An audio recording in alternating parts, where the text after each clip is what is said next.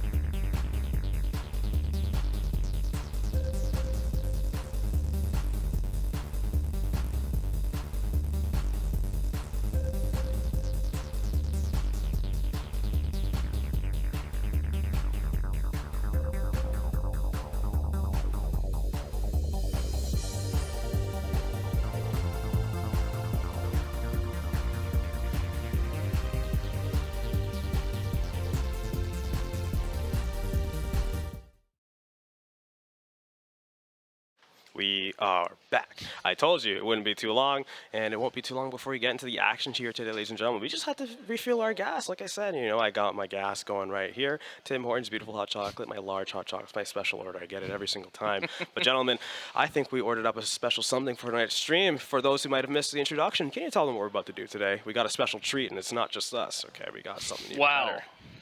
We got 4. Count them. 1, 2, 3, 4 games at the same time. 2 varsity games, 2 academy teams. Call of Duty and Valorant, respectively. Yes, sir. And we're about to get things started today. As you know, my friend Brendan here just explained, we're going to have 4 games going at the same time. We're going to be able to watch all 4. Finally going to be able to show Academy some love. I know you guys, those familiar with the Daniil lore. I didn't even introduce myself. Daniil Betterson McGee. Okay, Daniil lore. You might have only seen me in my Academy jacket before. Okay, I'm Academy. I bleed Academy.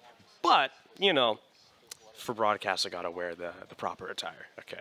But I'm impartial to Academy. That's where good things are coming to.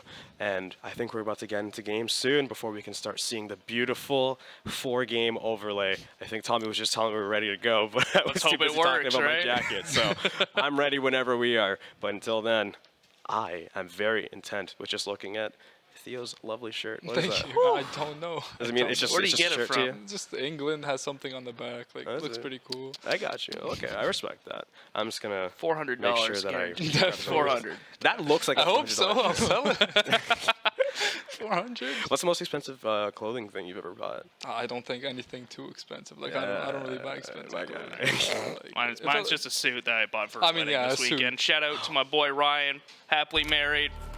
Good on you, Ryan. I hear a lot of noises in my ear right now. I think we are about to go to game. There's a reason we call it Pilot Edition, ladies and gentlemen. Okay, things may or may not go wrong, but that's part of the growing pains, and we must grow here at the Saints. So, waiting to get into game whenever possible. But like I said, you know, feel shirt. Just enjoy it while you can before you get into game, guys. Absolutely. Look at that. 10. It's here. Yeah, 10. I don't know. My directions all mess up when I'm looking at myself on camera. Oh, sorry, yeah. It's crazy. Left and right, boys. Left and right. I think I'm hearing Call of Duty. Yes, I hear an AR firing. That's a sound I haven't heard in a long time. You know your guns. I can see COD there. Yeah, you But see I don't on think the it's screen that. over there. I don't think Can't it's really- that. I'm not Can't sure. really commentate over that. It's too I small. think, and you know what? We got nothing else to commentate. Why not commentate the one over there? You know? Right? No, we don't want to spoil anything. We already did that. We already did right, that. yes. Fair. We That's learned. fair. We learned. We love spoiling. Have you ever had anything spoiled for you? What was like a crazy spoil? Oh, it's gone. Oh. Okay. Go on. Yeah, it was a crazy spoiler. Crazy spoil. Wait, don't say what the spoiler was. I know. I can't even think of anything. I don't really watch like anything. So like whatever I hear, I'm just like whatever. You look like a guy who doesn't watch anything. No, I don't watch. I just play video games. I gotta say, back when like Game of Thrones was coming out, right? Oh, Because yeah. I was so late to that party. A lot of things spoiled, but I'm not going to spoil any we got a surprises game. here. We have our first game going today, our varsity Call of Duty team going up against Penn West University, and they're getting into some action here, gentlemen. I see Zarin playing today. That's a lovely familiar face you always love to see, but unfortunate that he got gunned down there. Priestley going around the corner, jump shotting, getting a headshot just as he goes behind the desk. We are on hard point to get things started off, and just based off of what we're seeing right now, gentlemen, how would you see the game's going for the Saints? Priestley is absolutely feasting, 15-2 on this kill streak. We haven't seen much, but he's on an 11 kill streak. He's about to drop a nuke. Oh my god. 11 kill streak. I didn't even notice. I can even drop a nuke in this? I don't know. This feels like I'm watching a highlight reel in real time. They This can't is get The incredible. montage was going on. Oh my Oh! god! Priestley, what are you doing, man? Semtex goes out. Look at that. Okay. Oh, lets him go by. That's trigger discipline right Yes, it's one. So good. there. It's cool. It's cool. Nice off. Priestley. Saints still controlling that hard point though. Look at the time, 4 minutes though. There's still some time for Penn West come back in this game. I mean, it's gonna be rough. Like, I think Priestley's out killing the whole Penn West team. Like, it's getting rough for the team of Penn West. Maybe they can find some kills, but Saints are just running and gunning, running them down, pushing them even when they're on the hard point. Ooh, not able to get the entry that he was looking for there. Gabe is playing Guardian, and he's going to catch the back of a retreating opponent. Zarin just Tags clipping him. the shoulder of Clicks. I mean, Priestley's just frying. Like, in the kill feed, Look 3 at him piece. go.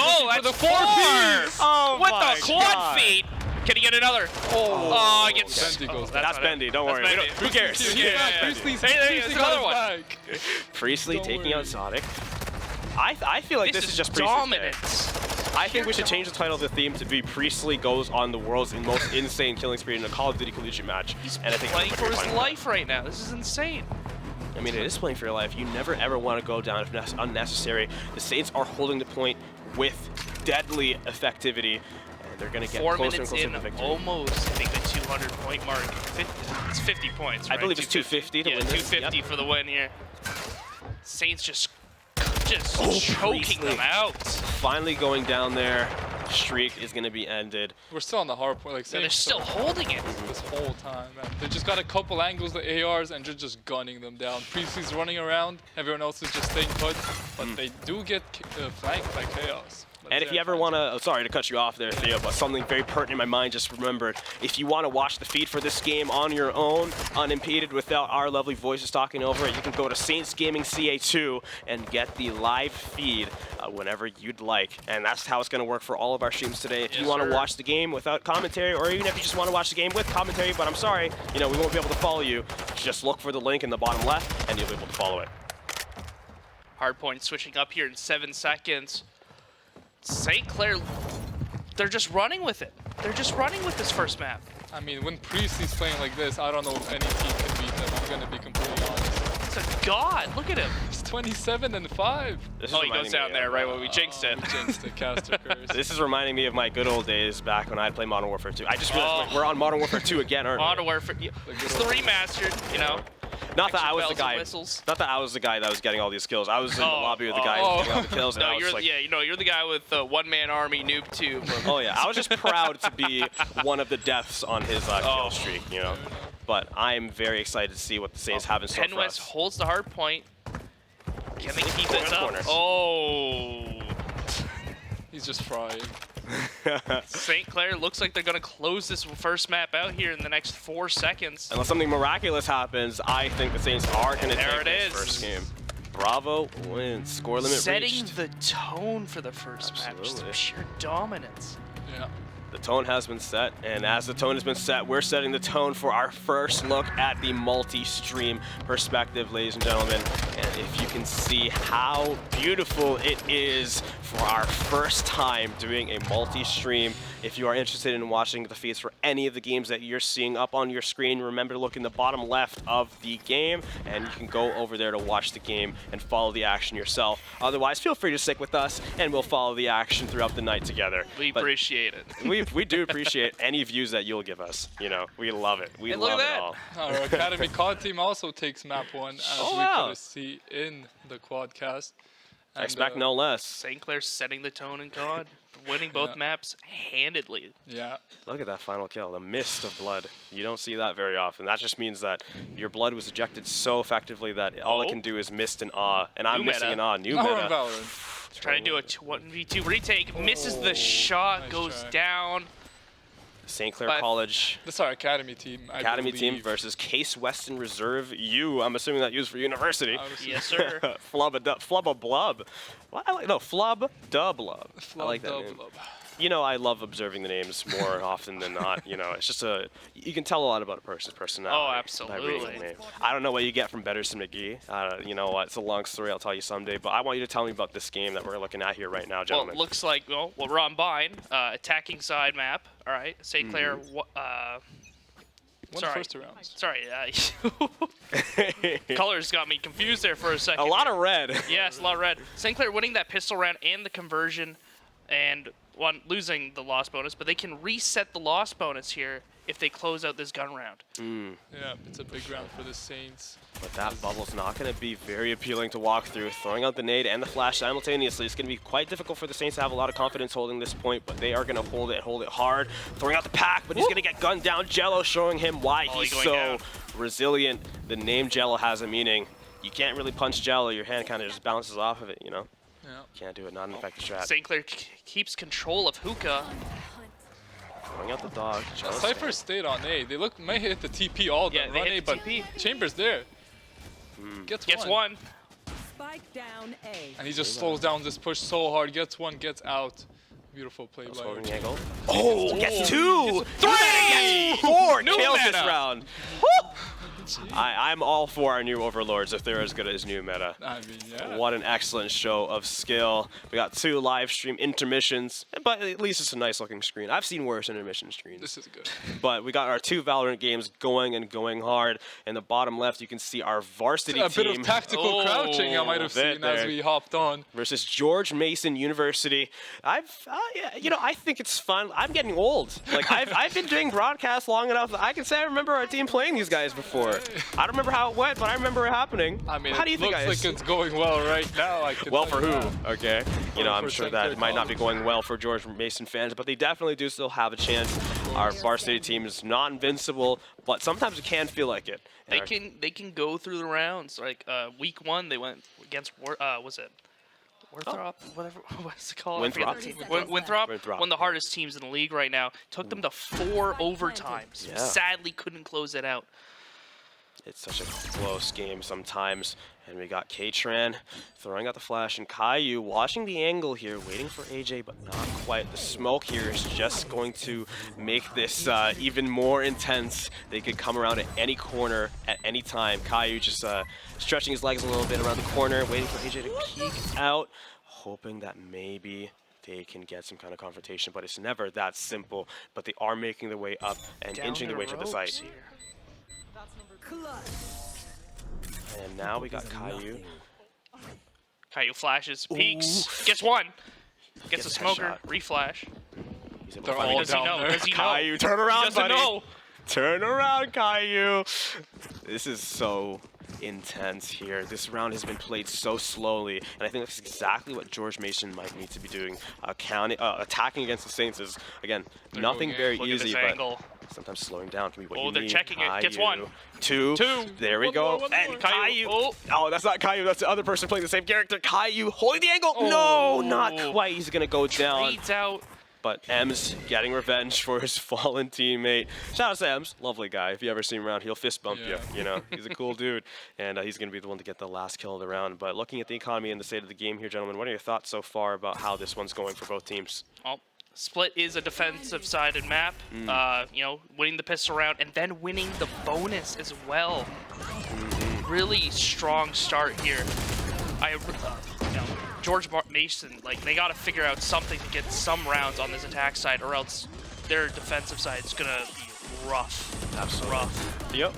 I mean, it looks like it's going to be more of a default this round for George Mason. They don't have the weaponry to fight with St. Clair, so they're just going to look for a couple of picks this round, maybe get their economy back on point. As AJ finds a pick on Caillou, that's really good for them. They can rotate around, play for this gun, and maybe get an attack going on B. Yeah, look for a pick, and a pick they found. George Mason, like I said, usually slowing down kind of allows a team to refocus, reorganize their thoughts, and not to get too hasty with how things are going in each round. And I just want to see exactly how the Saints plan to counteract this recalculated offense, and I want to know your thoughts on how this round is going. Well, they took control of garage control. All right, so And they they are have going one of B. the main entrances locked down. All right, they can figure out that. Oh, It's a big raise bomb. As there's a trade going on in the B entry. 1 for 2 it looks like, and it's a 2 against 3 for St. Clair. Now a 1v3. Cypher's gonna rotate over and look for the retake. It's this gonna might look like a save though, but they do have the money to rebuy in this round here. They're winning 4-0. I think he's gonna go for this clutch. I think he's gonna try and get it back, and I think it's very doable as well. You don't want to trip that. He goes. Oh, he thought he was Let's swinging. find out. But they know Does where he he know? There's a The knife's system. out. Pull your knife gun. is out. Oh, Oh the timing! Now he has the ultimate. I Both think of that them was there. single-handedly the most intense thing I've ever seen in my life, gentlemen.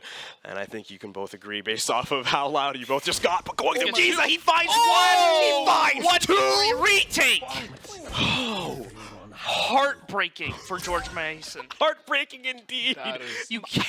It's rough to lose those, especially when you The way lose it both happened. your gun rounds like that. the way it happened when he pulled out the camera right around the corner. It's just so unfortunate. So many people are kicking themselves. Yeah. Finds the timing. We paid our condolences. I think we can finally say, Giza, that was sick, dude. Oh my sick. god, That that was was Showing crazy. his, ex Cloud9 Academy player. Really? Right. Yes. You know the history. And no, speaking of history, we're making history today with the first ever Saints game day. If you're just joining us, you'll see that we have 3 feeds up on screen, and we're going to be following all the action here tonight. Right now, we have our Valorant Academy and varsity teams playing. We have our Call of Duty varsity team playing right there right now. I believe we also have our Academy team playing tonight, and later on, we're going to have our iRacing and Omega Striker teams playing. We're going to be following, so make sure you don't go anywhere. Unless you're going to any of those channels that you see up there, you can go to any of those channels to follow those games yourself, and you won't miss any of the action tonight. Well, feel free to stick with us. Absolutely. I just want to point out a quick thing. In the top left, we have the Call of Duty varsity. Now it's 1-1. As Penwest took the first round after being, beat up pretty bad in the first map. That's one way to put it. That's one way to put it. Second map, they managed to take the first round, but saying it's get a round back. And yeah, looking forward to that one. Looking forward to everything we have tonight. Oh, bottom and it's going down. That was so unfortunate. But it looks like the round is... Oh! What, Seth? Listen, I've had the pleasure of speaking with Seth myself. I know he's going crazy right now, and you better be going crazy. Oh, my. He's feeling himself. He's feeling himself for sure, and he's earned the right. And even top right, you also have our varsity, our academy team taking the round simultaneously. Defender won both rounds. I think they're on the same amount of rounds, too. I think the academy team's 1 round below. I need my glasses. Actually, no. Round more. Yeah, more, because I saw that Case Western has won some rounds against them. But our varsity team so far, not a single one. Just blowing it out of the water. 0. Oh, and Hensley blowing someone out of the water for the final kill, going up the stairs, but he wasn't expecting an AR cross the hallway to take out the round. Our teams are just doing so fantastically today, and I'm very excited to see what more they have in store for us. All of them are playing with confidence. It's absurd. Like the peaks are doing, going for the 1v3 retakes. Unbelievable. And then winning them as well. I think we can take a second to just fully appreciate the the beauty and absurdity of what we're seeing right now. This is just 3 games at once. 3 games at once? Is that even legal? Chef's kiss. I don't know. Production. I hope so. I hope it's legal because I'm enjoying it a lot. We're watching 3 games at the same time. No downtime. No downtime. I can't wait for that. No downtime. No breaks. No whatsoever. breaks. I'm joking. I hope that's not true. I know the folks at home. I hope it's Let's hope your hot chocolate doesn't get cold. Oh, never. Tim Hortons, they keep that warm. They keep it warm. Oh, there's a nice little 3K. Flawless victory for the Academy team. New I meta. think I actually heard them screaming. I'm not even joking. I mean, it's very possible. Vocal boys. Vocal boys. Vocal indeed. And bottom, they're going to be getting vocal. Oh! Popping up, I believe that's our Academy Call of Duty team. Yes. Coming back online. And Ensley starting the round here. I mean, we're doing well in the COD game, In the S&D, managed to bring those 3 rounds back to back. Gonna try and take a 4-1 lead on the S&D, and both the Valorant games are going pretty smooth for the Saints as well. Yeah, absolutely. What I remember earlier, we were talking about how neither of us have seen anything about iRacing, and you're like, man, I know a lot about the COD team though, but what? Can you tell us anything interesting about the developments for the COD team or anything that might be our COD team has been really good for the last couple years. Has been really good for the last couple of years, and they're proving this year that they're still those guys. They're still them. They're gonna be winning a lot. They're used to winning. I don't think they want to stop winning, and they're playing with a lot of energy. Who wants to stop winning? Exactly. Who wants to stop winning? And they're just playing with a lot of energy and a lot of confidence, which is very important. You love to see that. A confident team is a victorious team. And speaking of confidence, Brendan, my friend, or I always mess it up. Brendan or Braden? It's Brendan. Brendan. Okay, my friend. Brendan, your first time on the desk. Well, it was supposed to be yesterday, but we all know what happened yesterday. Unfortunate that the game was canceled. Yeah, but how are you feeling being on the desk for the first time and making a mark in history? I'm having fun. It's good. Of course, a little nervous, of course. It would be weird if you weren't nervous. Exactly. That'd be insane. You have to be nervous. If you're not nervous, you're doing weird things. You're not caring, right? If you're not nervous, that means that you go home and you stand in front of a desk with a headset and watch sports at the same time. Like it's business as usual. But what's business as usual for our Call of Duty team is victory, and we're gonna see in 6 seconds how exactly they hope to make that happen. Team. Yeah, it's not Academy. I don't know. It's just a COD team. We have 2 COD teams. True. We probably have 6, and they're just not on stream right now. Nothing like some good old-fashioned search and destroy here. Search and destroy. They are seeking. The window goes down, though. Maybe first death on this map here. And Siri, Siri's on this team. Siri's I on didn't the even team. know. I love did not Siri. know. Shout out to him. You know, he's doing a great work running the academy. In case you didn't know, that's what he does for the most part. And we also got Ranger running this corner of the map. He's running it like a boss. This is his corner. Nobody can interfere. Making some noise here, scaring him, opening the door, throwing out some nades just to distract, just to interfere, just to make things a little bit harder for the Saints. Chaos. And They get another one on G8. Oh, nice two Ranger. Played the Equalizer. patience, the patience game perfectly right there. Ranger. Oh, okay. Yeah, We hear him. I Even wouldn't be with a surprised. 3-minute delay. Yeah, even with the 3-minute delay, you can hear our Valorant teams shouting in victory. But Siri Get out of there, Siri. shouting in joy as he gets into the door before he gets put down by little T. Is going to be able to find the kill that he needs. Ranger's the last alive. 22 for seconds. Saints. The 20. bomb is down though. It's a 1v1 now. 1v1. Can he pull this off? Ranger going up the stairs. It's on They A. are It's on A. Quite a way away from each other. He's got a couple seconds left. Bomb goes down. Planted. All right, parkour. I didn't know you could do that much in Call of Duty. You can do. This is. I feel like I'm looking at Mirror's Edge. And Ranger slowly finding his way to the site. Is this the correct approach? That's what we're gonna have to Everything find. around. Jumps Doesn't in, see him. taking cover where he can, just trying to all find a the- head, and he Oh! finds it. Getting up, getting the execution, and he's gonna find his way to the bomb to defuse it. Get that pesky thing out of here. You gotta do that I like somewhere to else. inform you guys, that was an ace. 4 kills. That was. Woo! I didn't even know. Did it all himself.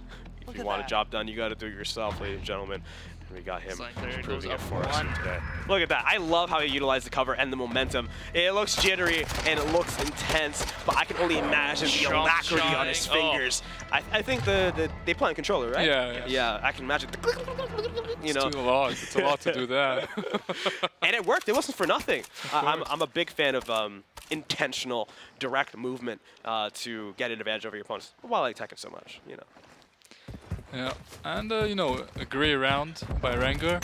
He carried the team on his own. As they're gonna Some try and heroics. Yeah. Pulling them out of that round that looked done at the beginning. even the 1v1 is tough because he doesn't know Yes. where they are. But as we're back to the quadcast, we got our St. Clair varsity Valorant team winning 9-0, yet to drop a round. That has to be heartbreaking. Oh, and we're switching calls. That tripped me up for a second. I was like, oh, we're going back to the academy game? And no. It's Matt Point. This is the varsity team. Matt Point, just like Theo said, but it's Traded out. chaos. Or it's chaos. Not wanting it to go down, picking up a double kill there. And Slaya. 10 and patiently 3. behind the box. That's a crazy stat line. That's First egregious. MD. Priestley, 12 and 12 4. and 4. They're just having the time of their lives. These are beautiful ratios. I love a lot of big numbers followed by small numbers. Unless it's deaths and then kills, and it's the other way around, of course. But I really want to see how these guys are going to play this round nerves. here and make sure that they're going to get this round exactly how they want it to go. What do you think is going through this Chaos's mind right now, gentlemen? He's scared. He knows if he dies, he loses the map for his team, and you know, it's not fully his Checking fault. everything. But yeah, he's really scared. He's playing super scared, which I would be too in this situation. I think in moments like that, it can benefit you to have a little bit more gusto because it's unexpected. They're not expecting you to run out. Yes, the final. Oh, he Oh. runs into him. You definitely don't want to do that. No. Don't wanna do last that. round for the map, but again, it's no easy feat overcoming the Saints, especially our varsity Call of Duty team. I'm saying varsity academy so many times today. I'm going to say our varsity academy team. You're gonna blend both words together. You know, and speaking of varsity academy, we got both for both titles on screen at the same time. Bottom left is our varsity Valorant. Top right, we have our academy Valorant team, and as we're switching over to them to see how this round is going, Jello making his way through the smoke, just Dodging the reorienting harbor himself. ultimates. Getting ready, throwing out the dog just to find a piece of information in this chaos. He's not going to find anything as they were behind the wall before they even shot it down. But they're not going to find anything. They get the revive from the Sage. Baby Rico bring back his teammate, his Raze, back into the action. And just like that, we're back to 5v5 with 53 seconds left. But Canadian on the flank. Gets but he goes down. Not going to expect that there, but Theo. Does that give Case Western the go-to to rotate back to A since of that fast rotate? I don't think so. I think they're pretty committed, considering they have 2 people up there and 2 people further away. The Saints Brimstone don't is want 1 to do HP as well. 30 seconds left. 30 seconds left for the Case Western to try to make something happen. But again, it's all these walls coming up. Every time you try to get something done, going through a portal, as soon as he goes through, but goes right to new meta. New Meta gets the kill on the pick. Jello's going to follow it up with his own headshot. Caden's going to go down to Jello on the hall down there. Moving over, I think they are finally going to go for that rotation like we thought. They know where he is, though. They know exactly where he is. They're going to New find Meta him. with a New meta cleans up with 3 in that round. Look at that KDA, 17 to 3 to 2. We've watched 2 rounds of this map, and both rounds, Case Western tried to TP into New Meta, and every time he's just killed them all there. on A. Like, he just sits there, he waits for them, they New meta come. just has their number. He has their number, exactly. Yeah, and that number is 17, 3 and 2. That's absurd. We get 25 minutes of this round here. I always like to play devil's advocate. The round's not over. Nothing's impossible. If you were the coach, if you were playing on this team right now for Case Western University, Case Western Reserve University, what would you be saying to these guys to get their heads into the game and get I'll them be the victory? throwing, throw the your game plan out, because clearly It's not working. It's just not working. You gotta put your plans in the blender, make some crazy stuff. All right, throw something, 5-man rush bass or something like that. Throw them off. They're gonna Wind cook control something of up for us. some parts of the map. But look at this. Coming Slow around. lurk on baths. Making their way through the point. Just spraying through the smoke. He Tapping. fakes the plant, and I They're think gonna they go might B. try rotating. Catches the That's what Astra. they're gonna do. They find Caden, but not before he gets the kill on the Scrubby. Shooting Chillin, at the thought that there was an enemy there, and that's fine. A-OK, Chillin making his way onto the point as Canadian takes out Baby Rico. Bouncing his plant. way out. Gel's gonna get the plant. They faked it onto that one side. They're moving over to this one just to make it even harder for Case Western to make any effective plays. And we have them pushing their way Oh, that's through. a that's huge a paint shell. That's huge huge. A lot Oh, of but he still damage for gets it. that. And they heal up. Seeing what information they can find. New meta. Waiting patiently on the cliff over here. The smoke will dissipate eventually. It has to. It must. And he almost clicks the head before he descends from that box. New meta. Oh, he gets the taps he needs, and he gets the taps that he was required to win him the round. Such a coordinated effort, just all of them getting the kills and taking it out. So smart. Very well executed on that hold there. Speaking of well executed, 5-0. St. Clair College one round What's away from going taking the on? victory. What's in the water, boys? Something is in the water I think for it's this school. I think it's winning. I think it's It victory. is. Our water is filtered. You Our know, water the is filtered. Beautiful Victory. bottled water filter things. I like those. I walked past one just this morning. It was yellow. I was like, I don't know. I don't want to lose anything today. I ain't risking it. But I think you really should consider risking something here. If you're Blinn College, you do want to try something here to not let your game plan go out. At the very least, you can find something here. Siri getting the first blood, getting a double kill on the other side, and here we get the drop down from GMG, running into the box. But oh, just Got a like knife, that, yeah. that's the game. Saints take their first. This might even be the game, match, or It is the round. match, yeah. That's the Well, match. not the match, sorry, the map. game. Map. Map. There we go. There we go. And we're back to Valorant as Scrubby starts planting. The Academy team is enjoying their time in the spotlight. They were on yesterday, they're on Up today. close and personal. And the Canadian's gonna go down. Not yesterday, they're on Monday, I believe. Yes, and Flub the Blub was doing something over there. Switch over to him. It's not important, okay? Scrubby is gonna take out him before it's just the last man, the sky on Case Western Reserve. No, the timing. timings. You see that a lot. You hate to see it, but you do see it a lot. I love to see it You personally. love to see it. When it happens to me, I'm Yeah. mad, but If it's You not never know when it happens to You you. never though. know. happening, you don't. Because you're looking somewhere else, you don't know what kills you. You're just like, oh, it's from behind me, I guess. You know? Yeah.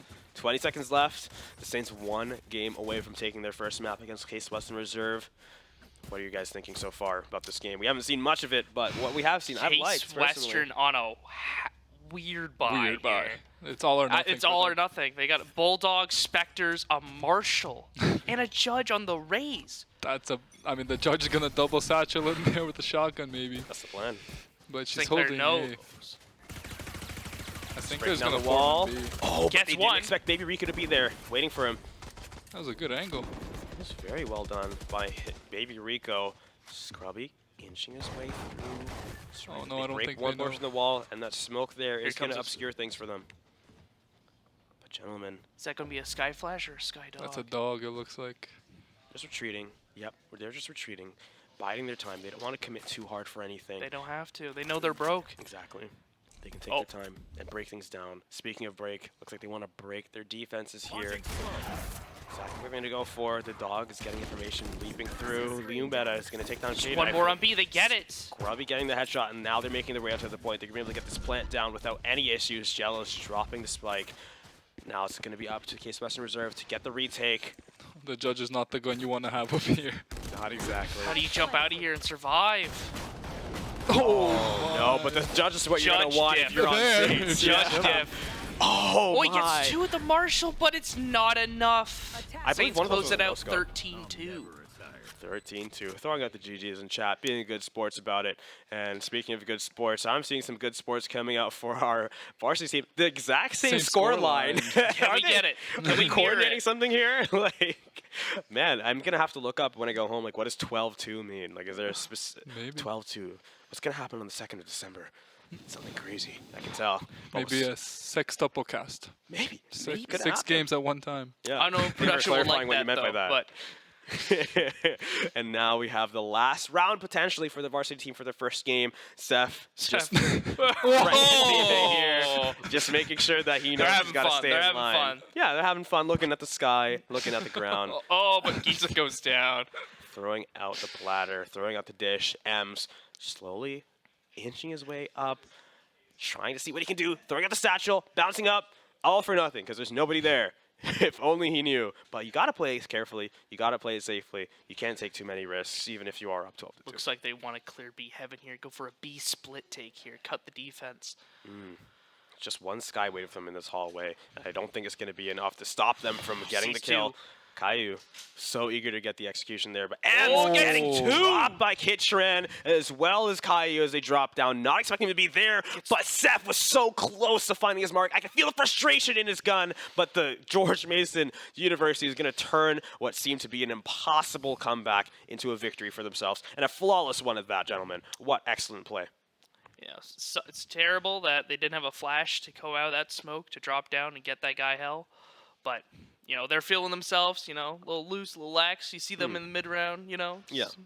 And I think they might have got a little bit impatient there, honestly. I feel like they were playing so slowly at the start. When it came time to just, you know, hit gas, they just wanted to go for it. Just jump onto point, hope nobody's there. But they've been winning all their gunfights. Why wouldn't it win? Like, why wouldn't they win now, right? Let's just hope it's not going to be a common theme here.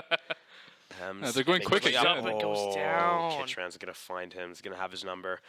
Caillou looking for information about his friend's killer, and he sees the man responsible. Kitran throwing out the flash. Caillou's not going to get caught by that, but it seems that the Saints are splitting once again, throwing 2 into the left side there for the map, but Caillou's going to get down Kitran, getting a second headshot onto Blaze to take down the kill. Slowly creeping up the rope. They see AJ. They know where he is. Yep, they heard that. D-Jam is going to see if he can spot out any information for his teammate, knowing who's going to be coming up into that hall. But Tillo, they're going to be looking on the other side of the angle. You Till. Look at the trips. Even doing that will give them information, and they don't necessarily want to do that. But they split it up. They put down the wall. D-Jam holding the point. This is pretty smart. Here. Yes. Absolutely. Just makes the Saints have to play a little bit more carefully. But Seth goes down. Even though it's going to be information for the Saints and information that they need to get Caillou his triple kill. Though. They're going to be able to plant the spike. And gentlemen, this is looking to be a wrap for George Mason University. Caillou want an ace. Oh, it doesn't get it. Oh, wait, that's not a wrap for them. We got a game. We got a game, 12-4. It can be done. That sounded a little sarcastic, but I meant it. George Mason University can very well take this back. They're showing life in these rounds here after not a great half, but they're on defense. They're on the strong half of the map here. Let's see if they can keep snowballing. You know, push this in overtime. Why not, right? Why not? Saints We're going to be here a long time anyways. Exactly, right? Saints are forcing their guns. They each want to get this match over with, but I mean, maybe they need to save a round to make sure they have with the operator on this corner here. I think something that happens with them a lot is usually they just get very comfortable with the state of the game, and then not to say they get cocky, but they feel like, you know, we're winning. We're just going to keep winning. Yeah. You know? And I think if they just reel back a little bit, they might be able to find some more success. Going out the corner. Gets the pick on the Cypher. But here's the B take here. But AJ is not going to find the headshot. Kitran might, but not against Caillou. not against Caillou. You never win those against Caillou. Finding his way onto Adams point. gets to pick as well. in Point garage. AFD. 4v2 retake. Can it be done? He's getting overzealous here, Caillou. But you wanted to just drop the gun for Seth. It's a 2v3. The Saints are making their way onto the point. It's going to be a hard retake for George Mason. The ult is used. Coming around the corner. DJ finds the headshot onto Seth. He didn't even notice They're him. finding a ways. They're finding the openings. They're finding these isolated 1v1s. But to they make still this need to round get in. possible. They need to get into this site quick because the bomb's timing down. That's true. That is true. You can get all the kills that you want, but if the spike goes off, you still lose. One, And two. behind them, Ems, and in front of them, Tillo, going to get the last 2 kills that are necessary to take out the round with a thrifty defeat. For George Mason University, I mean, the Saints are going to take game 1 against them. And if you want to keep following the action, feel free to go to twitch.tv/SaintsGamingCA3 to follow the action for that game yourself. Or you can stick with us and follow the action together as friends. Even though I might not know you, maybe I do, maybe I don't. We are still friends as long as you're looking at me on a screen. That's how it works, right? Oh, absolutely. so. You know. And you know what else works? I think the stream is working, gentlemen. How are you feeling so far? We just were able to watch 4 games, all of them going in the favor of the Saints, the academy teams, showing that they are, you know, competition ready, and the varsity team showing that they're at the top for a reason. And speaking of those games, what did you think of them? What was your favorite to watch, and what are you looking forward to the most? I thought they were. We got another game. We're on Lotus. We're already going to, but still, you know, tell me how you I would think say so far. the one word I gotta say for all 4, it's dominance. Closing these games out with just confidence. It looked like the other teams just had no gas. They had no answer to whatever. They didn't have any Tim Hortons. They didn't have any Tim Hortons. That's what they need. And Canadian has a lot of Tim Hortons with him here, getting the first kill. Trying to creep around the corner. He's pushing Isa, and he's going to get the kill that he needed to make sure that the dominance is reinforced. And Flash, he didn't even think that he was going to be alive. That after was that almost spray. heartbreaking there. He stopped shooting. It's scary to shoot when you're Flash because you might be relieving your position. Oh, Scrubby finds the back. I thought that was a kill for Canadian, but Scrubby was there to get the kill. Clean Viper, you gotta let loose. second round conversion there after winning pistol for them. Girls night. Pushing that CT side back there. I forget what it's I don't know called right now. either. But you know, pushing that, taking that way for the defenders to retake, especially on Lotus. That is a very attack-sided map because of how the map is laid out. The rotations take too long for the defenders to come back into flood. You know, that's something that you don't really think about a lot, and especially a game like this. The fact that this point is too far from the other one. Like, you have to physically take time to get somewhere, and that has to be factored into your strategies as well. You can't take stuff like that for granted. Canadian trying to take his way onto C site. He's going to satchel out. The dog is taking charge, getting information. The dog tells him that this point is clear. Oh my, what? Somebody Unlock check his PC. He is not playing normally. Or I forgot the pasta. I'm sorry. I ruined your guys' bit. I said it in sync too, you know? Him not normally, but Baby Rico not turns normally on either. him. Is Canadian puts a normal amount of He's bullets the into him. guy. Canadian him. is the guy this round. He is him. Common theme we've seen so far. Throwing down some smoke points. Isaiah Sadly finds goes down there, Canadian. though. Oh, We just had to jinx him, right? yeah, we just had to jinx him a little bit. You got, I didn't jinx him, okay. Canadian, if you're watching this for some reason, I didn't say that you were good. It was these guys, okay. I mean- I didn't say anything about your skill. Oh, Saddle charging through the Viper smoke. I think he saw him there. He just turns around to get some sprays, but Nemeta is going to find Isaiah. They're going to go for the defuse. They're faking it just to make Chillin come out and show his face so they can put him down. New Meta is going to find the kill on Skello, though, and just as he tries to retreat, Flub the Blub is going to get put down by the Saints, picking up his gun and running away before. Oh my God! Did you see that? That's close. I saw the darkness consuming him, but just in the blink The of an void eye. consumes, but gentlemen, all right? He was able to get out of there. I don't know what kind of technology he has in his back pocket, but he survived that. And I think, I'm not sure if it's the league that we saw them playing in this week, but I believe the academy team doesn't have a victory yet, so this could be the first victory we're going to be able to see for them today. Hopefully. Let's not jinx them here, right? I'm not going to say hopefully. But we They're do going to win. see a same. They're gonna win. we see a pattern here, right? Pistol win, the second round conversion, right? That's a given, right? Most the 90% of the time, and then the Oh, bonus. they're just shooting. Whoa, okay. Oh my God. I'm gonna be honest. We actually have to check the We have PCs to now. check I mean, the PCs. they're all the same PC. Once you're lucky, twice. All right, I'm You're seeing very a pattern lucky. here. Twice you're very But you're lucky. very lucky. Whoa. Yeah, exactly. New Meta. You know, he was shooting that smoke too. He didn't find anything. Canadian, they're all doing it. You know, they're not getting kills. you know, sometimes you win the lottery. It is what it is. Chillin', getting the spike plant. New meta finding another kill. Not through smoke this time, I hope. I'm joking. Never know. Of course they're not cheating. But Canadian gets the flick of his career potentially, unless he's got better ones. I don't know That what's was quite with the impressive. Marshall and St. Clair, but that Marshall's finding value in both games know? here. True. But Everyone, not against 5-man Canadian. Marshals. I think that's the strat we got to see. Canadian find value in shooting Canadian down, but Isaiah's gonna get tapped. I felt like that was just straight out of a montage clip. Like the way he just Oh, boom. and now we're at Oh. COD again. I was like points. doing like a physical thing, and I come back and we're looking at Call of Duty. I love game day. Or VR here? What's going on? You know, but we're going into game 3 for St. Clair College Academy Call of Duty team against Blinn College. Oh, opens the door, but someone was waiting there Drop for shot. him. That's something I haven't seen in a long time. Well, I personally haven't Yeah. been seeing it yeah. all day, right? But But Blinn College giving Saints a run for their money here. They don't want to go down just yet, but the Saints are taking control. They want to find the point, and they want to make it theirs. Blinn College already having 1 point, I believe, but Rangers looking to change that. They're contesting, not letting them get the rest of it. Great! Oh, Siri was kind of blasting down, but he finds cover behind that beautiful wall. But Lil T is gonna go down, and so is Grady's. But behind him good is flank. GMG. Coordinated effort from Siri and him. They're gonna be able to get the point. And just like that, Siri's gonna find another kill, drop shot, while Wes runs through the fence. But the grenade? No, not the grenade. Lil T's rifle is gonna get the kill onto Siri as he was trying to hold the point. A lot of action in these COD games, like a lot of very quick pace, you know, That's the name of the switching game. over from Valorant, so yeah, exciting action. difference St. Clair. between, you know, an FPS and an attack shooter, right? It's Yeah. just- I can't do this anymore. I can't play COD anymore. I'm too old. Too old. It's such a different game these days. Oh. And I think the biggest barrier to entry for me is the price.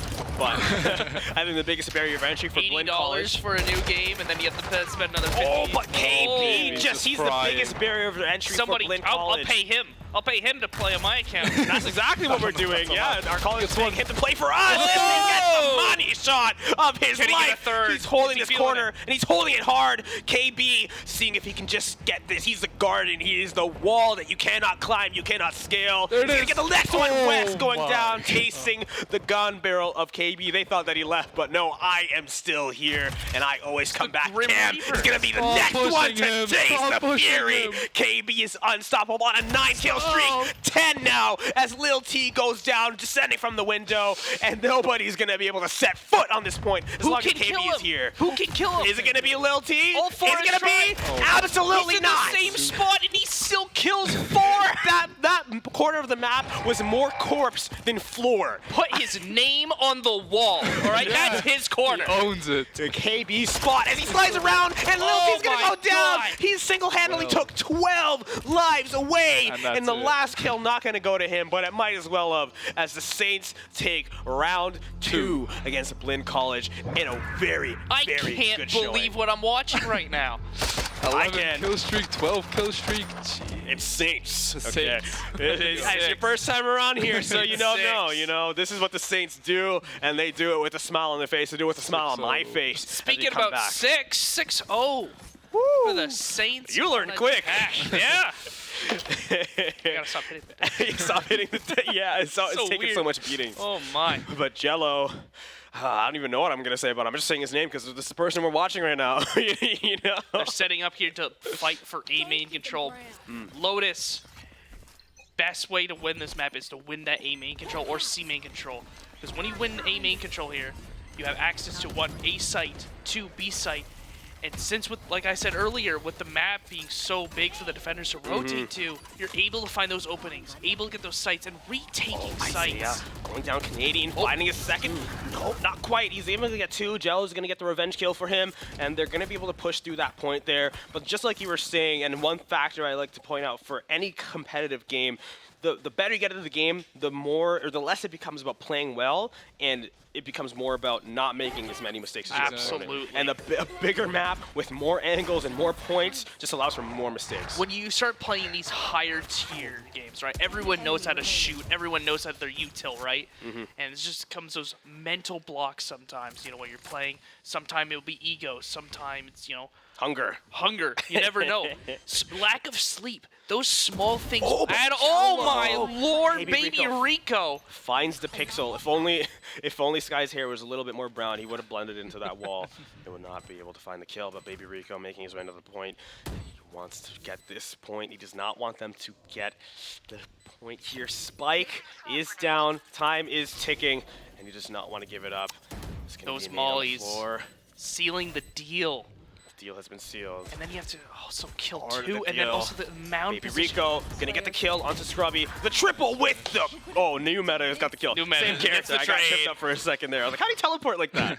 You know, but that's just how we And we're die. back to Con. I look to you. I look back. It's a different game, but St. Clair College wins. I would be surprised if they lost after KD's Back and performance forth there. like it's pinball right now. The Nexus is no stranger to ping pong. That's You know. true. I mean, now it is. Now it is. Now it is. Maybe one day it'll make us a grand return, but we bring back to our varsity Valorant team playing on the same map with a very similar composition to our academy team, but very different scoreline at least this time. The comp of KJ, Viper, Raze, Omen, and Sky standard throughout the past VCT, like played, I think it was like 58% of the time. Oh my god. And also, like, when it goes against non-mirror matches, the mirror matches against it, it still comes up on top with a positive win rate. This comp, you're able to just deny vision, stall, it does everything for you. Get the vision, like, I'm waiting for the Sky nerfs, I'm gonna be honest. I've seen Sky way too much in the past year.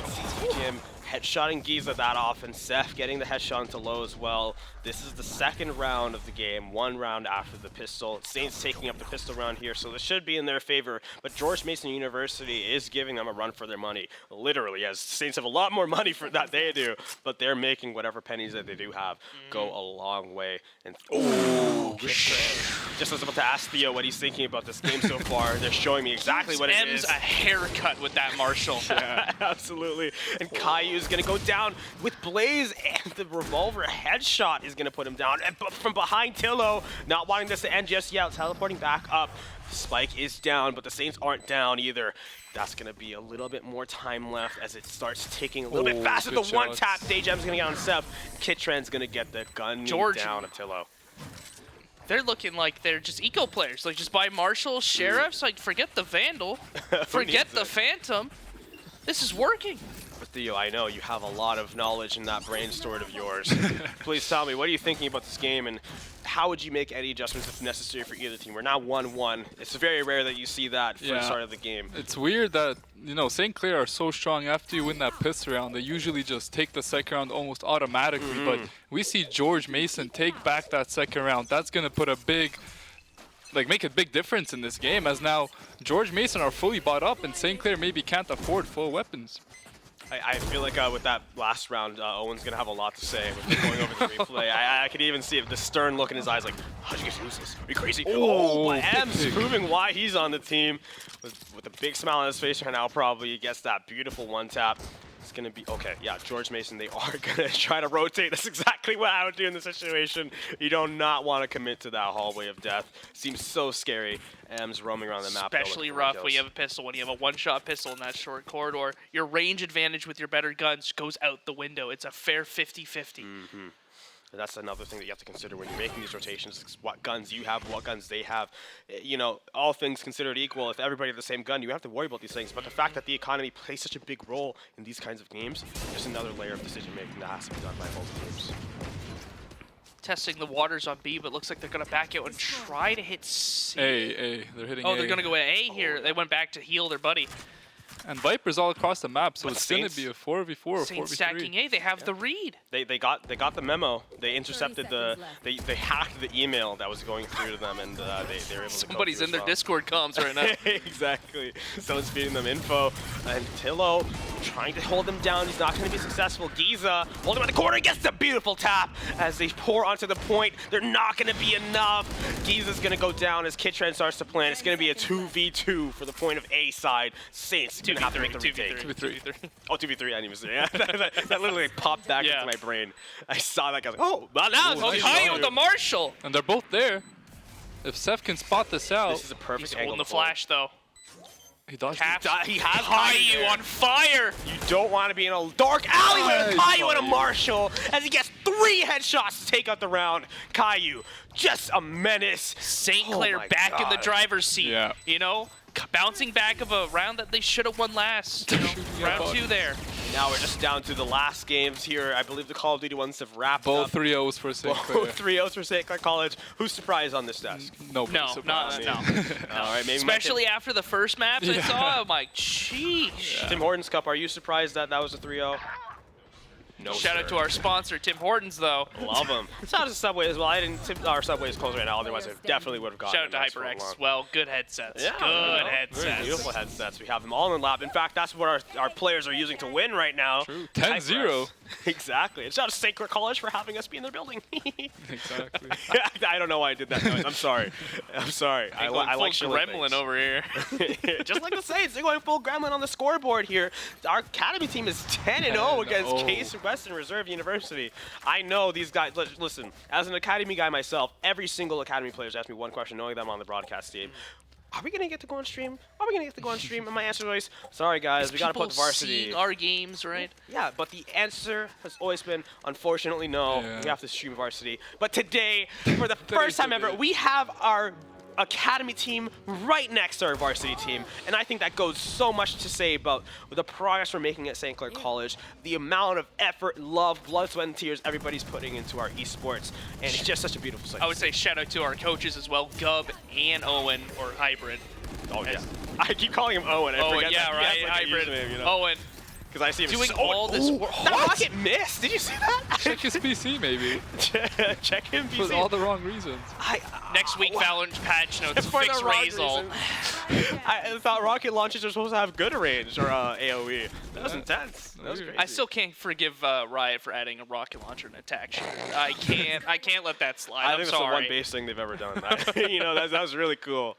They're like, yeah, you know what? Rocket launcher. in Rocket there. launcher, why not? Oh, but what's even more basic, he's holding out an angle with the Odin. huge machine gun. But they find him on the site. They pouring on. GMU is going to start the spike initiation, but kind of like a weird mirror situation. The Saints are going to be, I think they're, pushing their way onto C site as well. It's like a weird Planted world. default though. Oh, actually, no, Mound they're can't rotating. see the bomb plant. They can't play Mound, which is a very strong position on C. Oh, big pick split. St. Clair finding the ones. Oh, To but be one, Kittrend to be is one. going to return the favor. The Seeker finds him, but it's not going to be able to tell the location in the smoke cloud. Throw out the flash, but Dodged wasn't the ready. flash. I Wasn't don't know if ready you for saw that. He looked away for half a second, right as the flash exploded, just right back at him, one shot to the head. Gifted I did not. that I was killing. flashed myself. I saw it. I saw it. And we're going to go back to Oh, our the academy. Odin 1v1. singing. Our Odin's known for singing? Yes. I see. But you know what's Makes a known nice for winning noise. games? Scrubby. He's going to he has this. It's going to be him and the Odin No, with the no. Vandal walking through. He Hears hears it. Could He be saw him off. too. He tried to just get the shot through the thing. He waited a little too long. But he can't little too long. defuse. What? This is Tom and Jerry. He's cosplaying as a Yoru clone. That felt like Tom and Jerry gameplay. And it's like running through He one. doesn't No, have to Scooby. kill him. He just has to play the time. Just True. run by. That was like Scooby-Doo, like someone walking into one doorway and coming Coming out out the another one. other, Yeah, yes. I was What's sort of new singing with the theme song. Scooby-Doo? Listen, for everybody's sake at home, I'm not going to sing that theme song, but you know what theme song I want to Might be sing right now. copyright strike.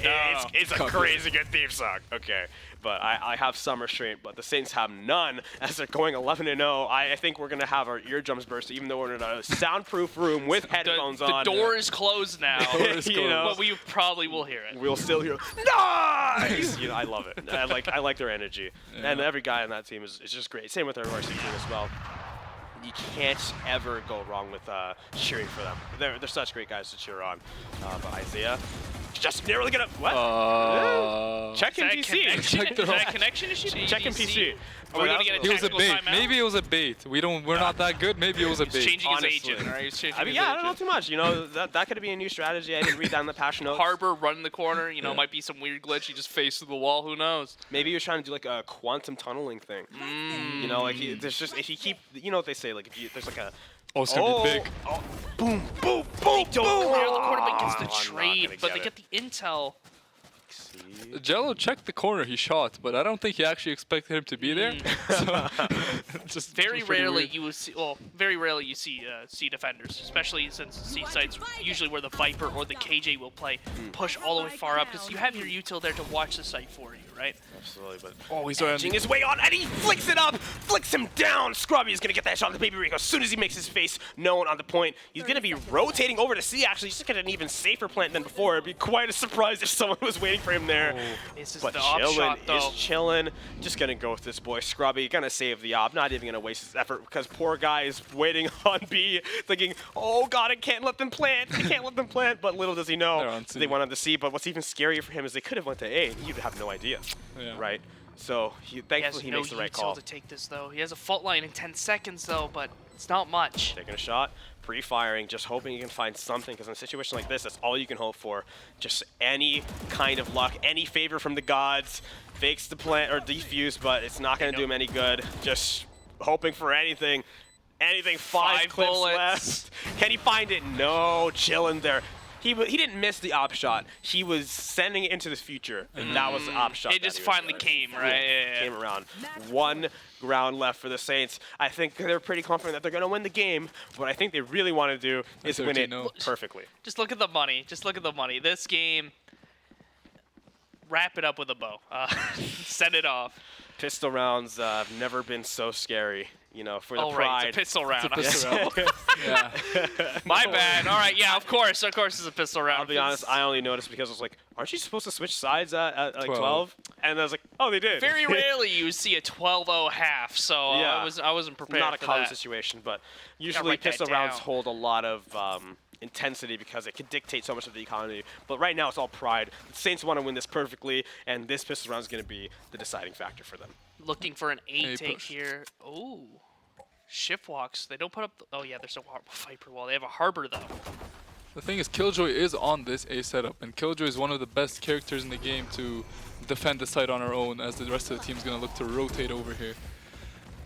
Satchel, they're making a very coordinated effort to push through all at the same time. Satcheling out too. Saints are rotating Two on the behind, flank. in fact. We have two of the Saints coming behind. Kading is going to be the only one. Flash. He's not they going to get it, lift. but they're getting the plant. Oh, through the wall, he's going to get the head Nice tap. shot. Two. Jello's not going to be able to get it, but Baby Baby Rico Rico with finding two. a third. Not a third for him, Oh, but third, for right. the Oh. team. That's going to be... Here we go. We got a game. We got a game. Come back.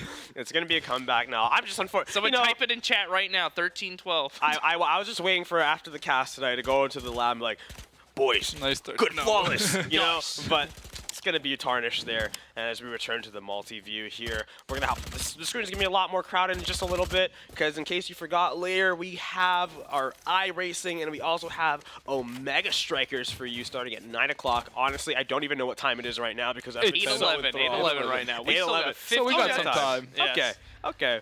But when it is there, it's going to be there, and it's going to be there super fair. I tried to rhyme because I was already doing a little bit. But we have St. Clair College on the left. We have St. Clair College on the right. You can't go wrong with that. 4-2 on the side of the varsity team. They go down to the Rocket. It's 1v1. so close there. Seth is getting the plant there. GMU low. And on the left side of the screen, we have away. Skavetta just mowing people down over at the dune. It's just so much action. My poor little eyes can't handle it, but GMU low handles Seth handedly. And as he fixes Scrubby the roundup for on his the left team. side misses some easy shots, but it happens to the best of us. It happens to the best of us. Absolutely. New meta. Not going to miss any of those shots, but it's not going to be You know, enough. sometimes you just fire blanks, you know. Yeah, sometimes you do, but when they find you, you just have to overcome. But the Saints losing another round in what was almost a flawless victory. Well, it tends to happen when you lose pistol round, you know. But here's the gun round, though, right? They got a couple kills as well, so a couple of Case Western Reserve University players won't have as good of weapons. I assume so. And just a reminder, ladies and gentlemen, these games are, well, especially the Academy ones, wrapping up relatively soon. But even if you just go over to follow, be sure to look at the Saints Academy CA Twitch channel. You can go ahead and follow and never miss any of Academy action as we focus in on them for now, because this could be the last round we see of them tonight. Let's see what they have in store for us. Now, since it is 12-2 right now, right? Case Western can't +1. They can't build their economy, can't reset anything. It's do or die. So Every they have round. to buy up every round.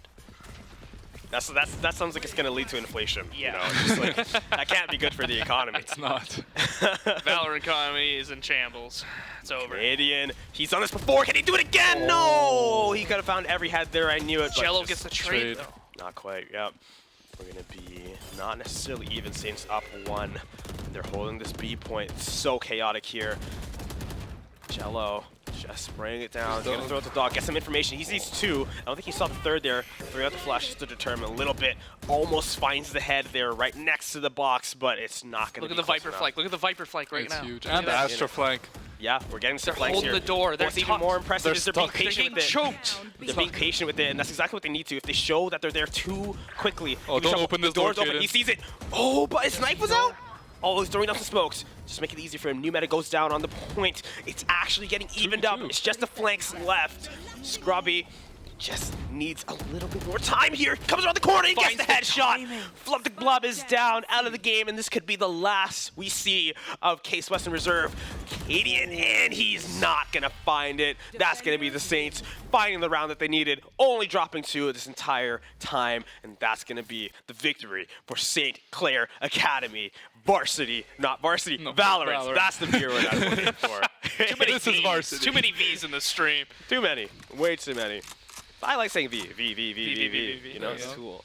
And I like saying V because it's the word for victory. Yes. And I want to see a victory for the Saints here. Well, this is our last game on right now, as every other match has finished. So we're gonna keep our eyes close on this map. You know, hopefully St. Clair can pull out the 2-0. But it's a really close map from what it looks like. Yes. George Mason University giving us a run for our money. But the Saints are not going to be deterred. Ult sadly whiffs there. The dog comes out, gets destroyed though. he was really confident that someone was going to go yeah. through that smoke. He was even Seth, tracking the though, spray and gets a everything. kill right off the bat. Oh, yes, he does. Smoke is up. So many smokes in this game, and just excuse your vision. Make yourself So the right hard walk to through. push through a Viper smoke, KJ Molly, Viper Molly, and And then an Viper Omen Pit. smoke, Viper Pit on top of it.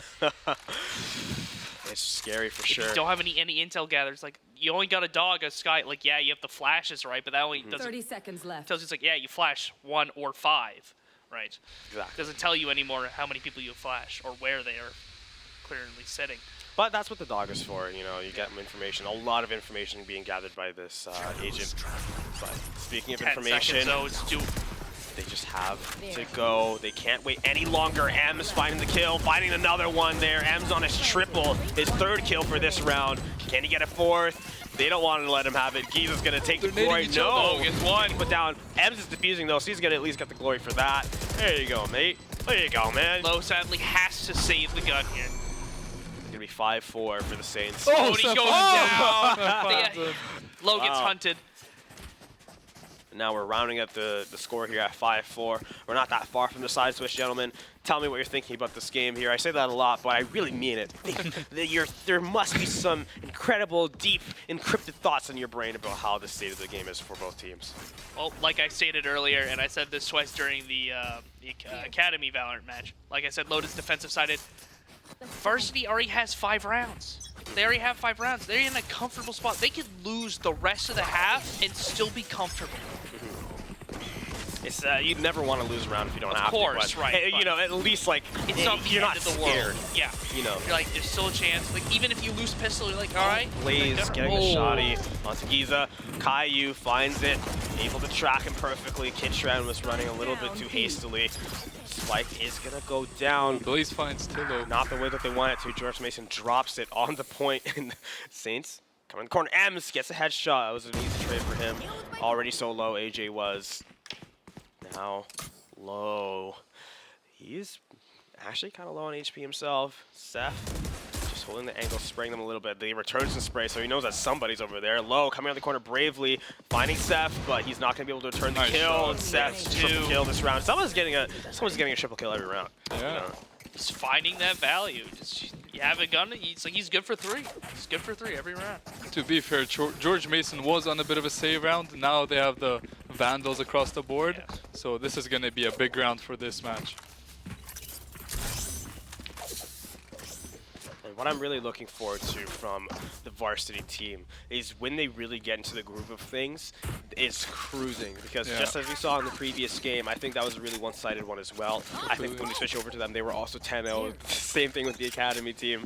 So these two rounds that we just watched them win could have a hard impact on how the rest of the game goes, just with giving them the momentum that they need to keep it going forward and keep their mental and high spirits. Caillou getting the headshot, dropping the mental. Nice George Mason in this hallway, the revolving door, so infamous for all the kills that it can cause. And Seth getting the kill onto low. It's a disaster. Oh my! Side. Everything is just going my wrong. God, so fast. He was just like, let me try rotating. Surely I won't get headshot by Seth or Giza. And he got headshot by Giza. That was just perfectly executed by St. Clair. They found their picks. Seth holding it absolutely down with that Sky, not letting, Caillou, sorry, That not letting round- anyone pass, and Seth just finds the flank. That round could have gone completely different if Caillou died there, gets traded out there. They take control of Tree on A. A good angle and a better angle of taking. And it hasn't been that many rounds, but you can already see the deficit in economy. Well, it's last round. It's the last round, but still, the amount of buildup that they were able to have over the last couple rounds just made it so much more comfortable. Snowballing is a huge thing in games like this, and Ems is able to find exactly what he needed to get things going their way, but not necessarily as George Mason University. Springs down through the smoke. Tillo finds a kill, and Low is going to get the execution onto Caillou, dropping him. D-Jam is going to find Giza, his doppelganger on the map. It's a 3v1 though. Finds Seth, and just in the blink of an eye, a short 4 seconds, we have just now Tillo versus the 3 last remaining members of George Mason University, and he's gonna have to find some way, somehow, to make sure that they don't get the spike planted and it does not go off, or make sure he doesn't die either. That's quite a tall task for him. Yeah. As he has the ultimate. I'm not sure if he just used it, but he did. He was trying to maybe scout out some information over the players already. See if they took, I think. Tillo looking the wrong way. Nice try. Blaze looking right at his heart. Well, actually, more like his frontal cortex, because that was a headshot. Retaking from that spot is definitely rough, especially when the attackers have control, because it's just a wide open spot. Any flash you throw there, it's gonna get you. There's just no reaction time. There's no cover. Exactly. You're basically dead in the water. Speaking of dead in the water, the past is the past. That half marked by that line in the scoreboard, okay? Forget about it. Yeah. It's over, it's gone. We're in a new era, a new timeline. As now the Saints are going to be the ones on attacking, and George Mason University is going to be the one on the defense. And it's only a matter of time before we see how the Saints adapt to this new, role that they're in here. George Mason University, they were able to exploit the fact that it's tough for the defense, but now they're going to have to be the ones to withstand it.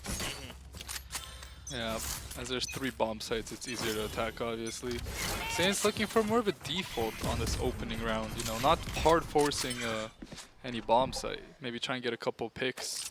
Definitely waiting out the raise nade there, because a lot of raises will just huck that right out the beginning. If you get caught, if you try to be overzealous there, that's either you're dead or you're losing 50 HP right off the bat. You don't want either, so It's not, you don't win either way. especially in a pistol round where every point of HP matters. It's one thing if you're in like round 9 and you're gonna die to a head tap anyways, but here pistol rounds 1 HP can really They're just going on B. They're going to get the rotation. Find the opening. Ems finds the head tap. Such a good eye on Ems. Tillo's going to find the plant, and it's going to be a scramble for B-side as every member of George Mason University tries to find their way into the site. We got 2 rotating from the bottom, and the rest of them rotating from the side. And wow, Raze was able to shot charge into The air came on the raise. He was able to just zoom in. I was looking at him on the mini-map. I was like, how's this guy going so fast? You gotta up your sensitivities. You gotta do this 180 Nice real shot by quick. him. Oh, but Giza finds a long-range kill. Just one member of George Mason left, and now it's none as Ems finds the last kill that they need to get the round. Very exciting pistol round. You never know what was gonna happen, who was gonna win there. Yeah, zooming all St. over the Clair place. got the first pick, they got bombed down. But that blast pack for 2. And we see Ems top fragging. Like every time I blink, every time there's a kill, it feels like Ems is involved. He's doing his role right on the entry, on the raise. And I think they're just following his lead, following his command, and he's able to put up the numbers and perform. I like those numbers, 16, 5, and 3. 5. Beautiful numbers. He should get that tattooed on his back, you know, just to remember of today, making history for the first ever Saints game day, and everybody's put on a show. It'd be so tragic if everybody lost, you know. It would but be. It would thankfully, be everybody's absolutely winning today. And it's pretty clean wins as well. 2-0 from our Valorant Academy team and 3-0s from both our COD teams. For anyone who missed it, now you know. Exactly. And if you never want to miss it again, feel free to follow all of those Saints Gaming CAs at Saints Gaming 2, 3, 4, Saints Gaming Academy. You will never miss anything as long as we have those channels up. Nice. And Giza finding 2 taps to take down AJ. He moves his way to B site, and so is the rest of the Saints. Nice. Giza, they're pouring onto the point. Giza finds a second kill here. Taylor's getting the plant as always, and it's just going to be 0-9 going to get to the point. Kittrend gets the kill, and Giza puts him down. That timing with the util in your hand, especially as KJ, you want to get those mollies down to delay. So unfortunate indeed. Blaze is on the point. They don't know he's here. Oh, he finds the head tap through the wall onto Kai's. He makes his way up, but Seth is going to get revenge. Seth going around the corner as his Kittrend throwing out the util, just like you pointed out there, Brendan. And they're not going to have the time to recoup as M is holding the angle exactly as he needed to, knew exactly where to look and exactly when to click to get the kill and to win the round exactly how they wanted to. Yes. And they're loving that B side right now. Both with the first 2 rounds, just going onto the B side, taking control. It's a push and pull, right? You know, they show presence C and A that a B person has to rotate. They find the gaps. They go either they get the site for free or they just get that early pick on the B guy, and then it's open season. Literally, because they're hunting these people like they're animals. Yes. They're just rocking onto the point casually, getting these headshots, and just making it look so easy, even though we all know it's not. George Mason University putting up one hell of a game, I must reiterate. I mean, George Mason has 3 people on A right now. Obviously, St. Clair does not know that, but if they could go on C right now as soon as possible, they would have the numbers advantage. I mean, oh, not so much anymore. As our Omen makes his way over. Caillou, not going to see too much, but he does see all the util coming out. He knows that something's up, and they're going to have to merge their way through that fog, that cloud, bravely finding up to the point. George Mason gives it up. Yep, they say, take your time, you know, we'll come back with more people, we'll come back more confident. And that's exactly what they aim to do. DGM takes down Ems, and Caillou gets the execution onto him. Caillou readying his flash, going around the corner, but he hops away. Kittrend knew it was coming, but he didn't see that bullet. It was way too fast for him. Pulls out the Sheriff, but no. So AJ a little too confident there. Caillou wanted to see if he could get that one tap. Seth watching him emerge from the smoke cloud, but AJ is going to watch as Tillo walks up and gets a beautiful headshot to end out the round for the Saints. Sadly, this puts George Mason into an awkward economy state. They're losing the force buy. Or not for their buy, their full buy here, right? Against the +1. Saints just building up their economy. They could lose this round, it wouldn't even matter to them. Money-wise, doesn't matter. They're just so content with what they have right now. But George Mason University has to make a tough call whether or not to commit. You know, they have the credits, but it is the Marshall risky. has been bought. Oh, okay. No. Oh, they switched it up. We've seen it happen. It's been sold. They switched it up. They switched it up. They sold it. Yeah, that could have been huge. The Marshall has had a lot of value against the teams tonight for some reason. They're just rushing it, and it's only one poor man here. AJ Satchel's out, but that was just a disaster for him. That was tragedy. If he just pulled the trigger, it would have been at least 1 kill, but he got stunned out. I think everything that could have went wrong there did. Went wrong. He satcheled into a dog. Your sensitivity goes down. Oh, but Blaze missing the top, but Tillo finding him as he dashes behind that wall. Tillo flashed. He's not able to get the kill onto low. Oh, he wants it. He wants it. He wants it. He wants it so bad. And he's not gonna find it. Oh, the Sheriffs are finding a lot of value. Is this the new Marshall? The Sheriffs are putting down every member of the Saints. Long-range kill DGM, but just M's exactly where he needed to be to make sure that the round goes away. The Saints, you can't shoot 2 people at the same time, and that's exactly what gets the Saints the round. You gotta rename themselves Doc Holliday, like my lord. But that awkward economic situation has put them in the situation that they're in right now. They have no choice but to commit every penny that they have to a full buy. We see an operator, the rest are Vandals, the Saints having Caillou. Okay, I thought he was just gonna go for a pistol that round. I think somebody bought him a Vandal, but it's just going to be all-out mayhem, all-out war, as Blaze is going to have a huge responsibility to find the value pick at the start of the round. It's only a matter of if and only a matter of when. So that's two things that's a matter of. I don't know why I said only both times. Blaze, he finds it. He finds Seth as he tried to pour his way out, but that's going to be the stuff that he needs. But M's Flash does not care. He's going to get the headshot into Kitchen as he walks through. Now he has to walk bravely through the point. They fake the plant, and they're going to rotate to A, I believe. They have a very common play here, but AJ finds M's as they go up. Caillou finds AJ as he goes down, and Tillo looking to make something happen here. Let's see how they plan to play the rest of this round. They are still going to go for the A rotation. I thought they faked the plant again. It looks like maybe they are. Tillo gonna find the kill onto Blaze. Hello, Low says as he comes around the corner. But Tillo, getting one tap by Low. It's going to be a 1v1. Caillou is definitely the man that you want in a situation like this. He is so confident in his dueling capabilities. Going around the corner. Low, his second one tap of the round. Showing Caillou that you're not the only person here that can click heads, my friend. He gets the deep fuse to give George Mason the first round in quite a long time. Low pulling out the heroics, keeping his team alive here. 1v2 retakes, finding the kills, hitting those headshots, even at low HP. What does how can St. Clair, you know? I think Theo knows better than anybody the economic impact that round had. Because like I pointed out, it was they had no choice but to force buy, and the Saints, you know, full buy. They bought ops, they bought Vandals and everything. They had nothing left in their accounts. But if they lost that round, they would have basically no choice but to forfeit this one too. Completely. And Saints now, their economy not looking too great. They're more or less even again, and any advantage that they had before is neutralized. And George Mason even has all the ults that they can need to take a point. Saints only holding one. It looks like that George Mason could very easily take this round if they really wanted to, just by committing those things. But whether or not they will is going to remain to be seen.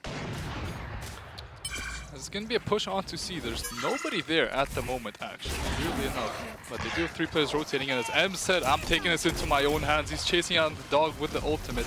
He's going to peek this corner. There's going to be a couple of players here. Maybe he can find it. He's going to find one at least. He does. Nice shot. Does he know there's one more? Gets the onto Low. I think he does. He's retreating. He knows that he did what he needed to do. There's room for his teammates to plant the spike, and to plant the spike they did. C is taking, but Seth is taking even harder. Tick-tock. Each one represents a headshot, and now it's going to be Caillou holding the line, getting a double kill to end the round. What an excellent showing from the Saints. Match point indeed. I didn't even realize half the points George Mason has against Saints. 12-6, 1 round away from taking it. Gentlemen, what exactly is going through the minds of these players? I want every single word. What is the exact sentence? You know what? That's fair. That is fair. I don't think it's very pleasant things going through the minds of the players right now. But they're excited for sure. Yeah, I think we're tapping into their mind waves right now. Can't repeat what they're saying, but it is excitement. Excitement to say the least. Absolutely. And now it's going to be more excitement as the walls go down, the spirits go up, the knives come out from Blaze. Seeing, again, it's going to be on him to find a value pick, but I don't think he's going to get it as the Saints are pouring their way into B side. AJ is going to be the forefront of this defense, but the Saints are going to be coming on, but Blaze turning around at the worst part of the point. Caillou saw him, but he gets one at least. Tillo's going to get the return. That's M's down. You don't want to lose him. He's proved to be very valuable in this series. Caillou's going to walk through the smoke without a fear in the world. And gentlemen, things are looking quite strange on the map. How do you think they're going to adapt to the situation and rotate to make this more favorable for themselves? Looks like they're going to try to hit B again. B has worked almost every time. Viper ult. Oh, they Viper pit too. It's going to be near impossible for George Mason to do any kind of retake here as Tillo gets the plant, throwing out util as much as they can.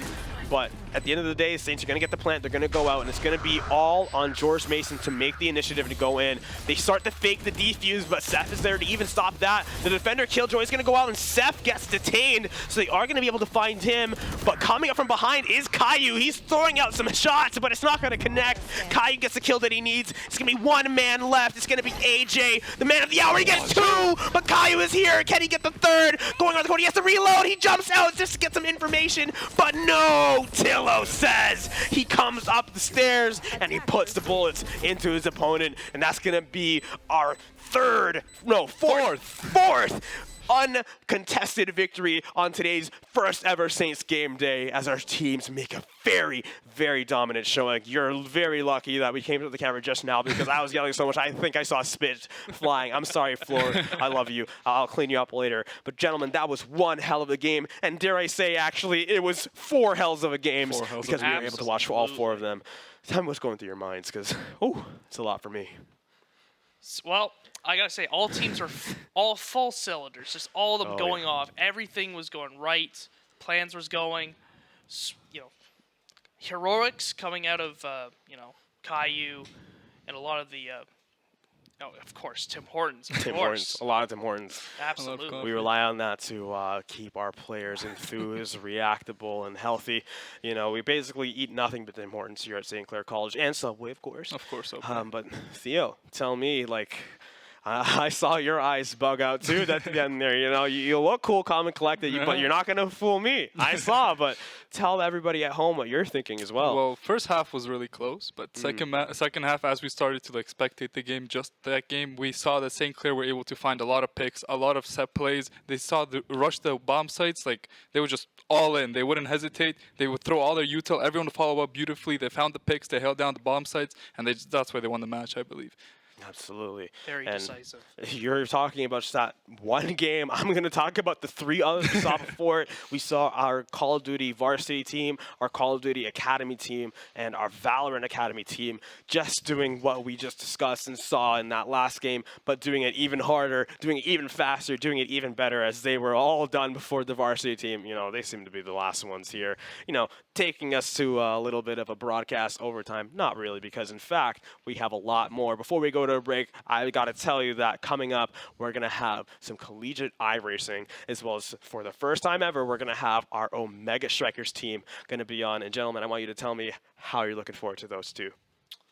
Well, Omega Strikers, especially for me, all right? Love that game, I started just watching football recently, and this game came out, and I'm like, let's give it a try. Correlation? Right? Please elaborate. Well, listen, it's Does Tom Brady have a laser he can shoot? I'm European football. European football. I'm sorry. I'm sorry. Okay, we call it soccer. Yeah. Okay. Yeah. Soccer. Sorry. I mean, he should be calling it football. He's got an England shirt. There you go. Yeah, no, but it's just a nice, football. fun twist. High energy. You got all these characters going around. The intro's cool. And honestly, when you play the game, sometimes it's when you get that random shot off the board somehow and bounces in, it's exhilarating.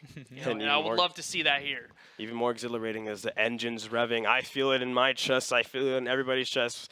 We got the Collegiate iRacing coming up as well. Yep. We're going to see some action on the track. But as any car needs, it needs gas. And like I said, we're running out of gas here. We just had 4 back-to-back. I don't know how many games and how many times we have to go in between, but a lot of action we just went through. And we're going to throw it to a quick break, I believe. Hopefully that production has the break screen ready because I'm throwing it to a break regardless. Ladies and gentlemen, thank you for joining us for the first half of our first ever Saints game day. And we'll see you as soon as possible.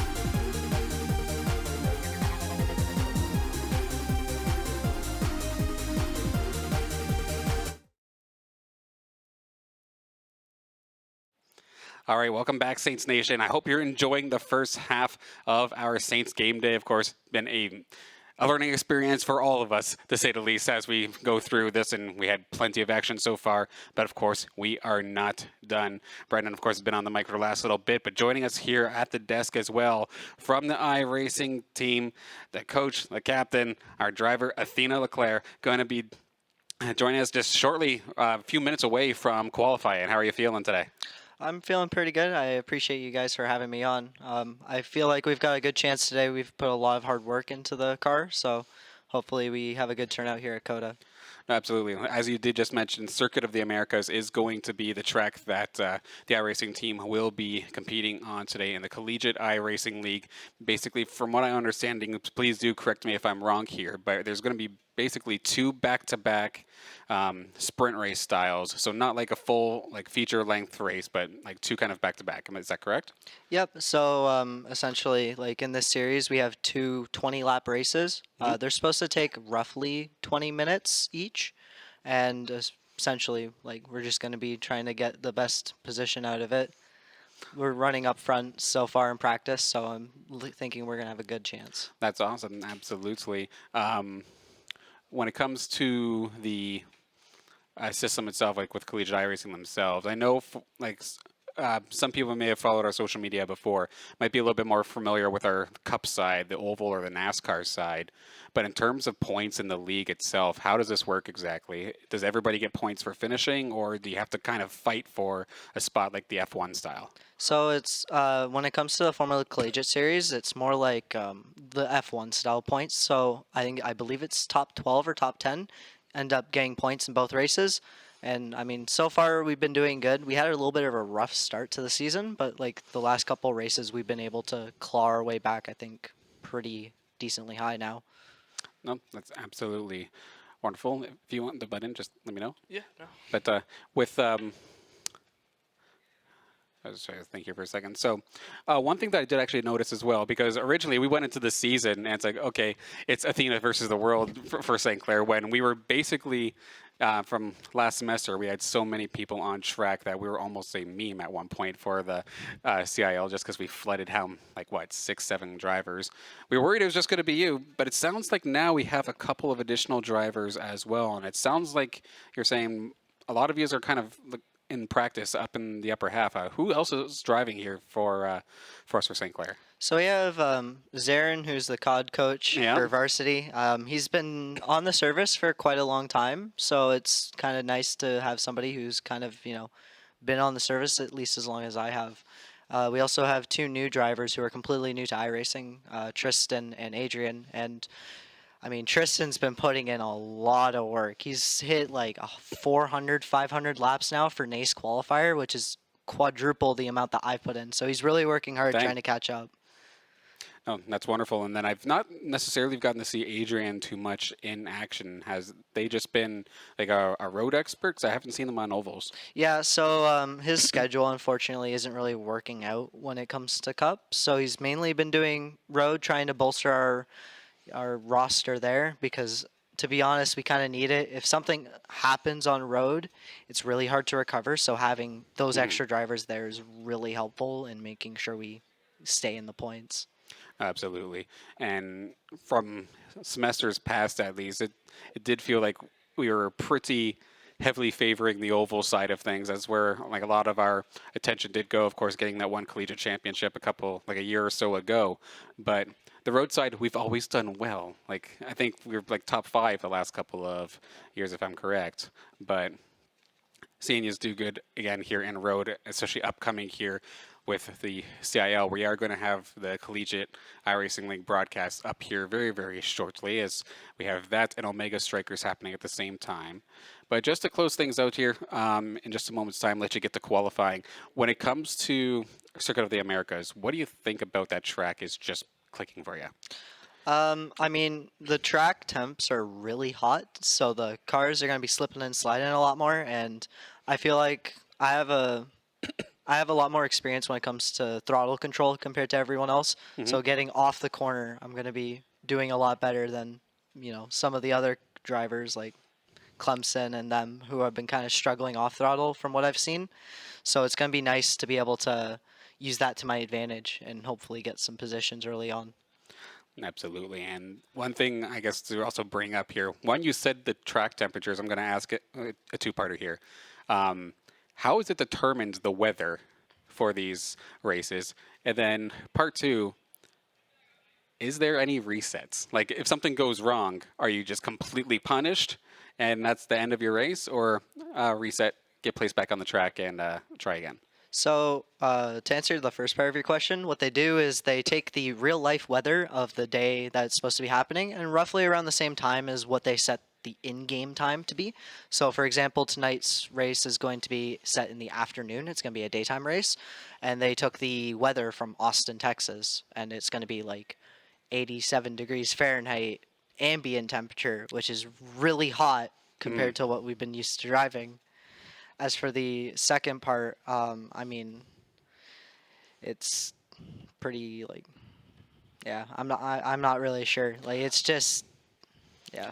Like, if you got caught in an incident of some sort, like, is there any way to get back into it, or like, are you done? I think the terms fast repair, any of those at all? No, like we don't have fast repairs, but the thing is that the races get strung out so much that like you still have a chance to gain positions even if you get some damage. As long as your car isn't like completely broken, you can still bring it out on track and, you know, run laps and gain positions over the people who may have, you know, completely totaled their car.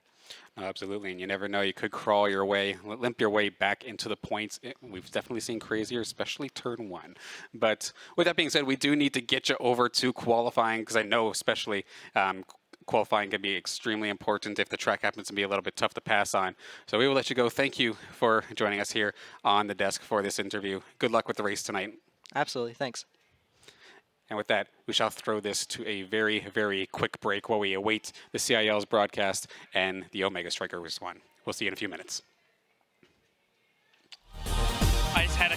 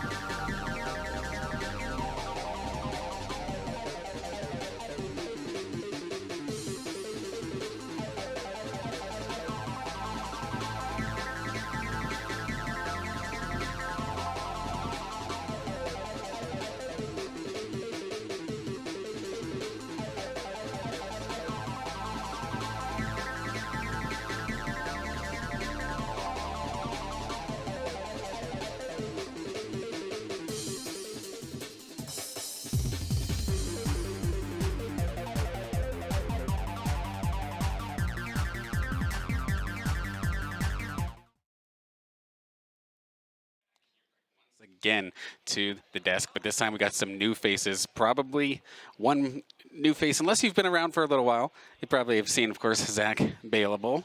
And then if you've been around here, especially during any of the Smash classes, you know Jace Storm is here, both players here, and coach from the Omega Strikers or Omega Strikers team. And of course, this is going to be the first time ever that we're going to have Omega Strikers here on the Saints Gaming C channel. How does that feel? It's very exciting. You know, I've been playing the game since the Collegiate Alpha test they did like a little over a year ago now. And since then, I've been playing the game practically nonstop. I've created a club team last semester. So it's really cool to see like the evolution and to see us get to this point now. Absolutely. And Jace, how's it feel for yourself? Feels pretty good. I have a kind of similar story. But I didn't get into the alpha. My school did not get in. I played the beta, though, and then I played in the first ever North American Strikers League, which is kind of like the pro league for Omega Strikers. Okay. That was a pretty good experience. Absolutely. Now, with Omega Strikers itself, of course, like I was saying, this is going to be the first time that any of our audience who isn't, I guess, necessarily playing it themselves are going to see this thing.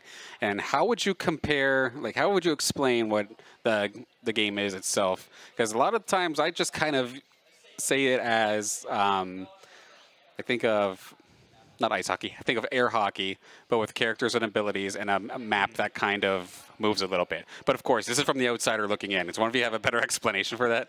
Like, how's this work exactly?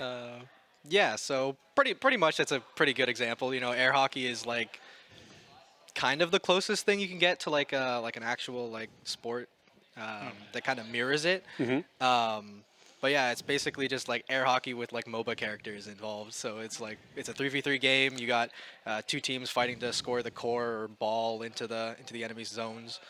Yeah, I think Adi likes to deem it a foot brawler, but yeah, that's the it has term. some MOBA leveling mechanics-ish, but Now, pretty much just a air hockey game. so for a normie like myself, when I'm hearing MOBA-style characters, I don't know what you're talking about per se. So, like, what exactly is going on with MOBA style? Because I know of League of Legends, like where you're leveling up and killing minions, but I don't think there's going to be any minions per se on the field. So, how does this exactly work, and how does that affect your play style compared to everybody else on the field? Really, the leveling more is like you gain health basically. So the higher the level you are, the more health you have. But other than that, you start at level 1 with no ultimate, but you have every other ability. You just don't have your ultimate. Okay. And by hitting the core or the ball, whatever you want to call it, you just gain XP. And killing players also gains you XP, or knocking them out, I should say. And scoring gains you a lot of XP. But basically, when you hit level 2, you unlock your ultimate ability, and then after that, you're just gaining stagger, which is what they call the health in that game. And is that just like getting stunned or something, like being able to play the character instead of playing the core? Stagger, yeah. So you basically, some characters are more designed to just like deal damage and just like get them to where their stagger bar is completely 0. And once it's 0, your knockback is just like increased tenfold basically, and you are basically a goner, going to be out of the stadium. Just have to wait for 12 seconds. Similar to being like 200% in Smash Bros. Yeah. Okay, so that's going to be my next question then. Is the health or the percent, not the percent, but the stagger system then, does that happen in anything if you're in the middle of the field, or is it just like you get sent into the boards and get sent right off the field? You can just get knocked out of the field. That's it. It's just you get knocked out of the field, or there is one map where there's a place in the middle that you can get knocked into. But other than that, it's just the sides of the map and the goals that you can get knocked out of. And pretty much when you are fully staggered, though, you're basically going to get sent from the middle straight to the end. Like, you're gone. Right to the Shadow Realm, eh? Yeah. Fair enough. Now, when I was watching you a little bit earlier, one thing that confused me a little bit was the maps themselves. Like, I can get some of the middle ground having little obstacles and things, so you just can't like directly shoot into. But the goals were blocked. Like, what's that about? Yeah, so pretty much the way that the goals work in this game is at the start of every set, the goals start closed, and every map has goal blockers, which each team has to hit in order to open the enemy's goal.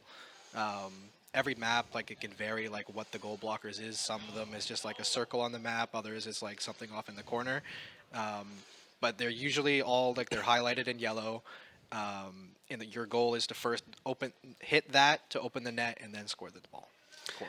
Interesting. So you can't just get a janky goal off a face-off or something like that, like catch the goalie off guards or sorts. You have a little bit of backup at least until these criterias are met. And is that like the core themselves have to hit certain sections beforehand? Okay. Yeah. So a player can't just walk over, hit a button or something. Yeah. It has to be the core. Yeah.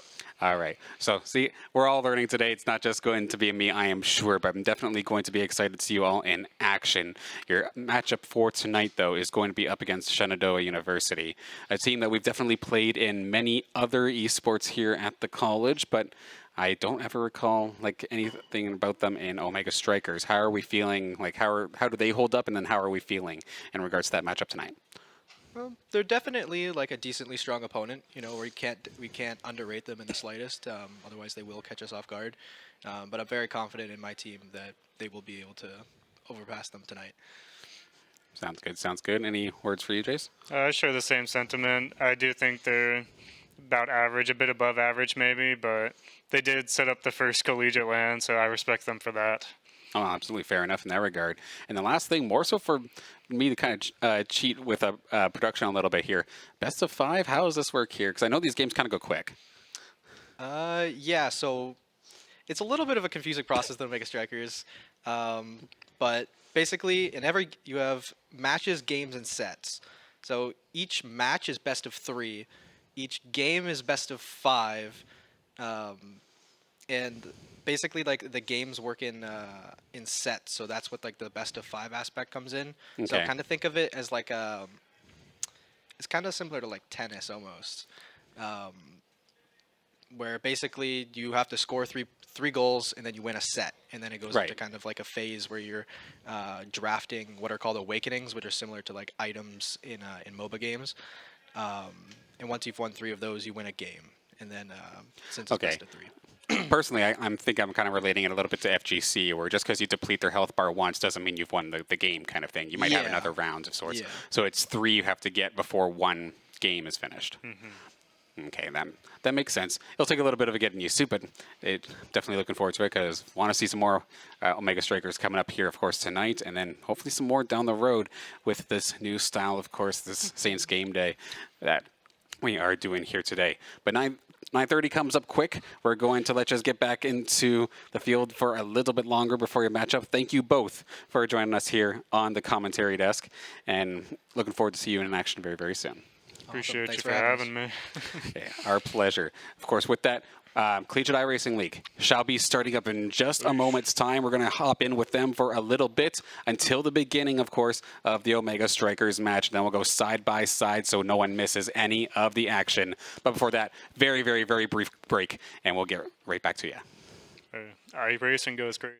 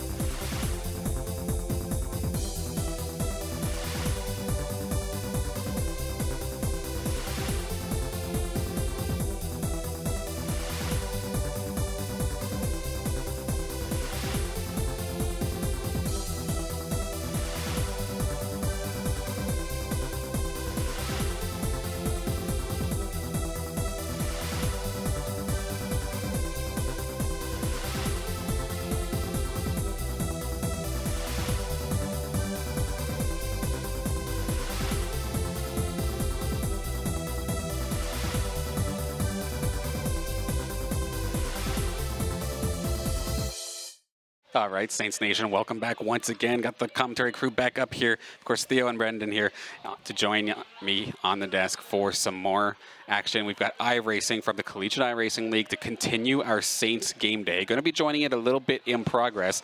I was a little bit antsy, I guess, with my interview. I had way too many questions about Omega Strikers, apparently. And qualifying, of course, did go underway here. And we are going to see on the left-hand side, we're going to have the positioning. You'll have the actual players' names. Of course, there is no actual like gamer tags in iRacing. It is just strictly their names, so no confusion there. You will see the player name. You'll see the school that they represent as well. One thing also with the Collegiate iRacing League, you'll notice the blue bar right next to their number with their current positioning. That is a student. If you see someone with a red bar, that is an alumni. This is the only Collegiate iRace, or not Collegiate iRace, this is the only one of the Collegiate leagues that I know of where academy, or not academy, but alumni and students do get to actually compete alongside each other, but it is two different championships. And it looks like off the start, Ball State starting off strong, and we immediately got a caution on a road course, which means something messy just happened. And under the pace car, and going to get some very, very quick pit stops to say at least here, is we're going to get to go green very, very soon. Yeah, sadly, when you ever hit those pit stops, really it does affect your rank, the timing of your lap, right? It affects your placement of what you're doing, right? Well, we didn't get to see the starting grid, but Ball State University have 3 players in the top 5 of the race. They're looking to start out strong, and they're going to try and hold the lead, but we have Athena in 7th place for St. Clair. She's going to look to get up those ranks and get into early position. Yeah, absolutely. A fantastic qualifying start to get Athena up into the top 10 already. Our rest of our St. Clair check real quick. We have Tristan LaClaire there as well in 15th. And then newcomer, or I guess Tristan's a newcomer as well, but a newcomer, Adrian, is going to be right there in 17th as well. So it looks like they started off good. They've started off safe. They're not the ones out of here. I'm seeing from Penn College there that Ryan Bannon is being shown as out, so they must have gotten completely demolished. And actually, sure enough, thank you, Collegiate iRacing League, as they are going to showcase. There's Athena right there. If you want to see what our cars look like, see it right here, right now, as well as the bottom corner, of course, if you do want the full experience from Collegiate iRacing League themselves. The link is right there on Twitch, but you'll see the car right there as well. All of our St. Clair drivers having the same kind of paint job, so you will be able to spot them out on track. The only thing that is a little bit of an issue is we do kind of share the same paint scheme as Ball State, so it could be a little bit confusing. Everyone likes the red and white, apparently. Yeah, the red looks nice on like basically any car, and a lot of schools like that color on their cars, so it gets a bit confusing, but hopefully we can stand out. Red means fast, right? Absolutely.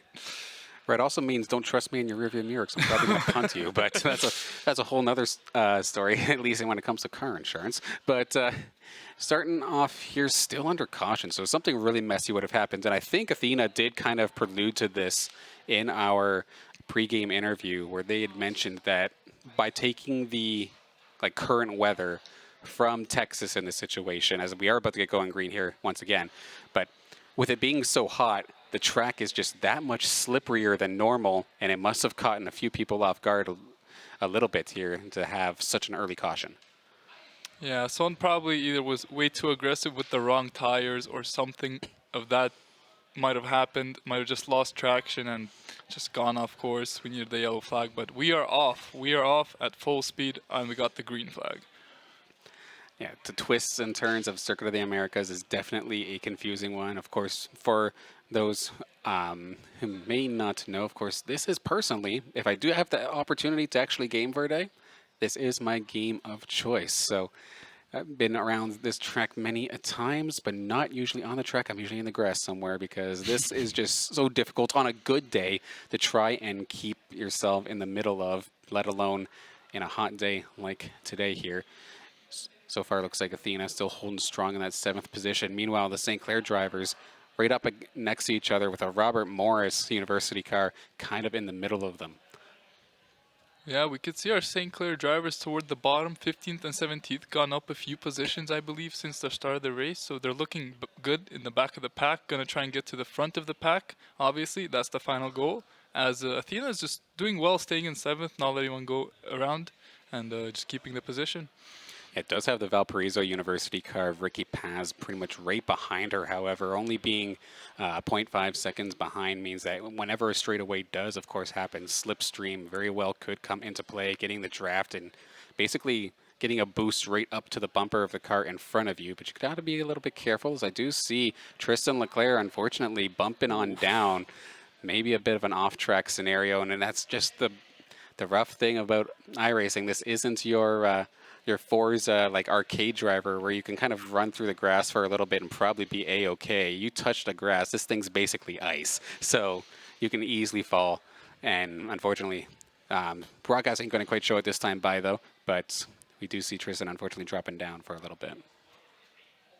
A bit unfortunate. We have no idea what happened, obviously, but probably lost some traction, went on the grass maybe on accident, and dropped pretty low. But, you know, the race isn't over. There's still 10 laps. There's still plenty of room to catch up. You know, other people make mistakes too, and he's going to look to take advantage of that. Yeah, and of course, it may seem like only 10 laps, so that's actually like not a lot of time. But in all reality, Circuit of the Americas here is actually a rather large track.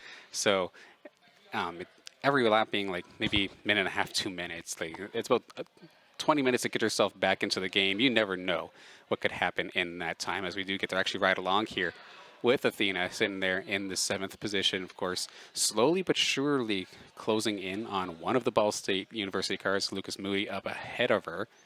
But even sitting right here in this position, as we do see a little bit of a Penn College battle, as Athena said in our interview, the main thing about Formula Collegiate, this league, is you need to be able to score points, of course. How do you score the points?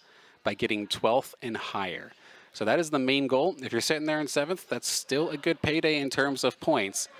Obviously, you want to go as high as you possibly can, but when 13th through 24th get paid the exact amount, which is, of course, 0, that's a rough time. So we do see, as of right now, Adrian and Tristan trying to fight their way back into that 12th position, and Athena holding strong for now, at least. Yep. We want to get, you know, as many of our St. Clair drivers in that top 12 as possible. As Athena's mentioned, that the points are very important, and it's important to have your whole team doing well to succeed. Absolutely. And with Ball State, seeing them 1 and 2 like this, oh, hang on, somebody's just kind of got around. Let's hope they. Let's not pull out in front of everybody. Okay, no, A-okay. That's Clemson, Andrew Burrell. Yep, Andrew Burrell going to be falling in this instance here. And it's just little things like this which could very well allow for Tristan and anybody else who maybe had fallen behind just to kind of catch up just that little bit, and just how punishing these incidents could very well be. But I was talking about Ball State very briefly there. Our Muhammad Alif and Cale Davidson has basically, for the most part, been dominating this entire series for road. They're both fantastic drivers in terms of the oval side of things, but these drivers are not just specifically iRacers. Like, I know our Muhammad Alif, he's been trying to do his own like actual IRL racing thing as well. Cale Davidson, I think, has some experience with that as well. So it's interesting seeing like your IRL, I guess, hobbies and dreams kind of translate over into your gaming side as well. Yeah, a lot of actual F1 racers have started to play games like these, very realistic kind of games, because it helps them just learn courses around the world way quicker than it would being there in person all day. Obviously, you can learn many courses in one day, play it through it all day, and I know a lot of F1 drivers actually like this kind of game, as it's very realistic and it translates well to real life. Especially with the new movie with the Gran Turismo, right? Going over that. Have you actually got to see that at all? Sadly, no. Only the trailers. Okay, I went into that movie as someone who, like, this movie was like targeting me, like perfectly, basically. But I went in there thinking that this was just going to be some sort of like janky game movie. As we see, it looks like another Clemson car spinning around here. This time it's going to be Nick Stockner. Poor guy cannot catch a break, regardless of which series it is. But I went into that movie expecting it just to be another janky like game adaptation, like rough movie. It is not my favorite. It's my favorite movie. So That's really it's good. actually like a fantastic one. They did a really good job with it. I know. Back to what you're talking about, how a lot of drivers are now using like VR and stuff like that to practice. It's the same map, right? You Absolutely. know, you save money, you save time. You know, you don't have to have your whole team there just to do a practice run, so it saves down on cost. So a lot of card companies and teams, I know, are now investing into this. Absolutely. Logistically, it's just been like a lifesaver to a lot of these teams, especially smaller teams, because it may sound silly, but like with the laser scanning they do for these tracks, you might find like the little bump in the middle of a turn, and like that's actually what's going to be there. So it may look like a smooth turn, but if you have full throttle around it or something like that, you hit the bump and now you're going flying. It's the exact same idea here. Granted, at least for what I remember, Circuit of the Americas being a relatively newer paved track, it's a little bit on the smoother side of things. But still, the hand-eye coordination and the feel of the track is definitely, like, from what I understand, like close to par or close to the same. I just want to say real quick, Athena has a 5-second advantage ahead of Alexander Diamond there. So making a lot of progress, getting away from the pack, and I'm gonna see if she can catch up to the leaders. Yeah, absolutely. We do take a look and see, but 0.6 behind Lucas Moody as well for 6th, so still within striking distance as well. And one thing that these drivers do have to take into consideration with these racetracks is not to burn their stuff out too quickly. Unlike from people who may have either watched NASCAR or like traditional Formula One, you can't just, with a race this short, you cannot afford to hop into the pit lane and just like change your tires. The amount of time you lose would be way too much, even if the tires do end up making you go faster. As we see a little bit of a battle there for, I believe that is the 4th position there. Thomas Toomey, of course, a long-time regular here and CIL as well, with a bit of a newcomer there with Robert Kessel. If that goes awry, we can see Athena maybe in striking distance of one of them. But the more time they spend side by side is the more time for Lucas and Athena to catch up here. Yeah, Athena's creeping up on the 0.4 seconds behind now, getting up to 0.3. Just gotta perfect these turns as the race goes on to save as much time, because every single millisecond matters in racing, and hopefully can build some momentum. And of course, for everybody who's tuning in, it's like, oh, why do we have iRacing here on the channel and whatnot? Like, this is just basically an effort here with the Saints game day. Let's just say I've gotten tired of looking at the match schedule and picking one thing to stream. I like being able to now look at the match schedule and just say, yes, pick a little bit of everything. Now, this might be a little bit unfortunate here for our Saints squad. Looks like Adrian has managed to spin out a little bit, of course. Adrian, a part of our St. Clair College iRacing community, but isn't necessarily on Academy as of right now. Hence, if you're wondering why Adrian is green compared to red, but looks like a spin out. Looks like maybe clashed with somebody as well. So a little bit of a rough first race here, it looks like, for both Tristan and Adrian. It's heartbreaking, especially on lap 10 here. 5 laps left. We're probably going to see more aggressive and probably more spin outs for people trying to get into that top 12 spots. Oh, 100%. And it looks like Adrian's definitely in a little bit of trouble. Of course, the cars that these drivers are racing in right now, so these are as close to you can get to being in a Formula 4 car, so like the entry level to like the Formula Series. And they are notorious for, if you just touch the front wing barely, like you've bent the heck out of it, the aerodynamics are not going to actually function properly, your car is not going to steer the same, and it looks like that is going to be making things a little bit difficult there for Adrian as they continue to fall, not just to Tristan, but falling a little bit more and more behind as this race goes on. So we're right again with Athena still just kind of sharking Lucas Moody, but to be fair, she doesn't have to make the move right now. Yeah, she has 4 more laps, to make that move, half a second behind, and it just takes a couple wrong turns, and she can get her way up there. Absolutely. But these Ball State University drivers Al Muhammad Alif and Kale Davidson have been atop this whole race, just kind of cruising. As there's a battle for third place between Thomas and Jake, and it's a matchup. Yeah, absolutely. They're very awkward spot to go side by side with. Props to them for keeping distance between each other. That is not as common sense as it's not as common sense, not as easy as it may seem, of course, especially when you're trying not to give an inch to the driver beside. And why do we necessarily, of course, care about the battle for third? Of course, as you're going side by side, you're not going to be able to take the corner in the optimal way, which means, of course, you're going to be slowing down and allowing everybody else to catch up. So while these two are battling their hearts out, this does give the opportunity for Athena and Lucas in this situation in 6th and the 7th to slowly creep their way up and maybe make this battle for the podium a possibility. Yeah, and towards the 13th, 14th, 12th, 11th place, I think we're going to see a lot of battle as this race comes closer to ending. I think there's going to be fireworks in that area.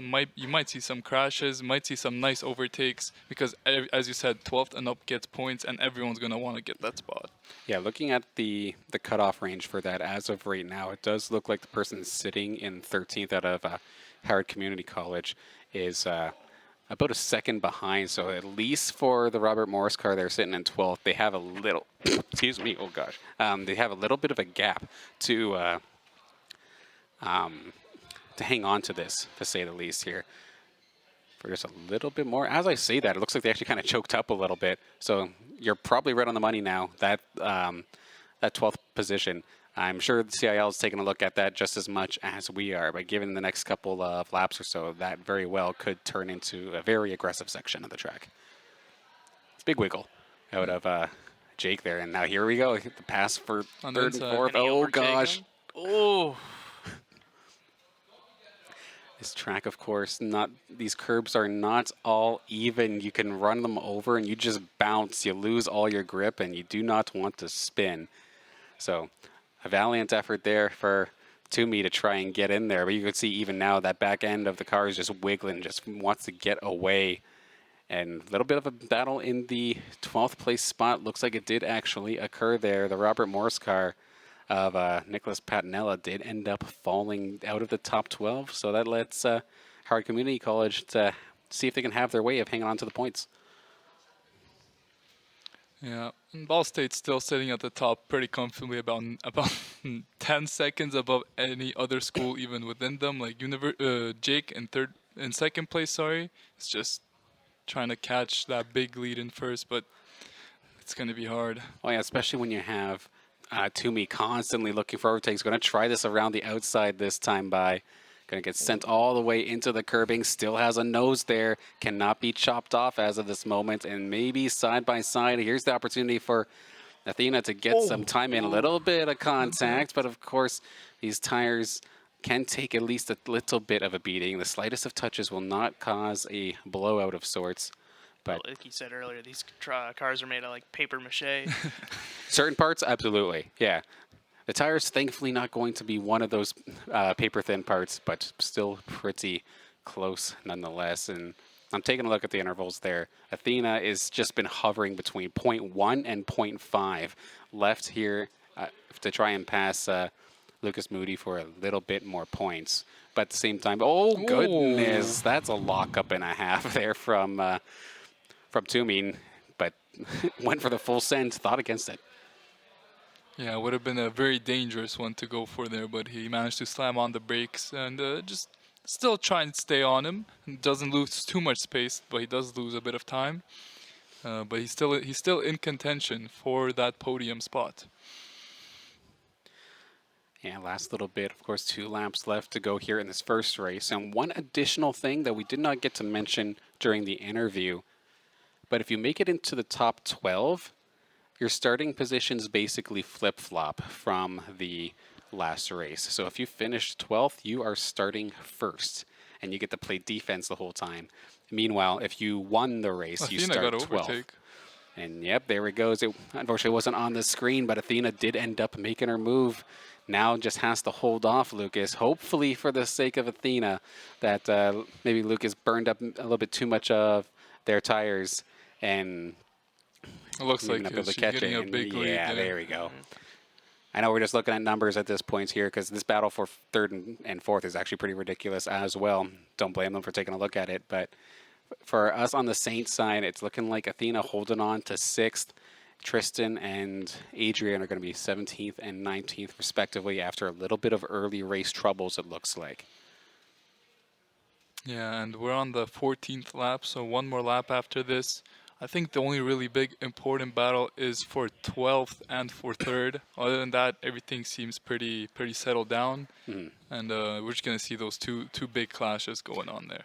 Yeah, I'm still not convinced that Toomey's not going to get over aggressive and then just accidentally dumpster Jake with a bit of a full send, because in terms of like how I was saying the student and the alumni points, those are technically 2 different championships. While you are racing each other on the track, when it comes to like the points themselves, we can think of this, if it stays the way it is, that Athena got 4th in this race of the students.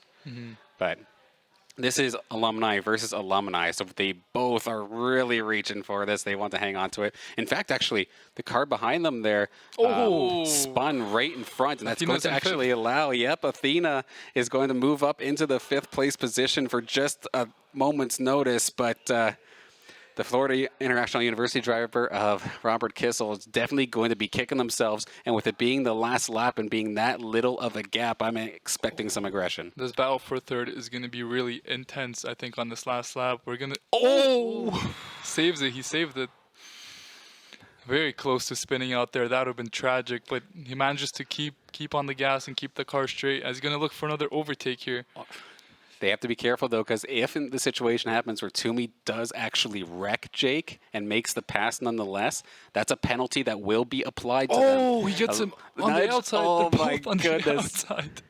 Side by side, going on down, clanking tires. These cars were not made for this, but they are still hanging on by a thread in this instance. And personally, I want to see some more aggression, because one spin, and that could very well be Athena to the podium at this point here. But the finish line coming up soon. Probably about 10 seconds left for them. So Toomey has to make one final move as they're both That going. will do it. Might have baited myself out a little bit there, but it does appear that Athena is going to hang on. They just want to finish in the pit lane, or the start-finish line wasn't where I thought it was. So I got baited a little bit in that regards. But props to Athena here, breaking a top 5, getting that last pass there onto Lucas Moody, and then capitalizing when Robert Kissel Jr. was able to spin out like turn 1 of the last lap. So good there. Of course, there is going to be one more race happening side by side, but as we do climb on closer to 9:30, the last part of our Saints game day here does, of course, include Omega Strikers, our academy team, going up against Shenandoah University. I know we have a couple people. I know, Brendan, you're excited for this one as well. Absolutely. I know you're excited. We're going to bring Matthias. He's been patiently waiting for his time to strike here on the commentary desk. Be able to talk about some Omega Strikers as well. And I guess from what the Omega Strikers team was telling me during the interview,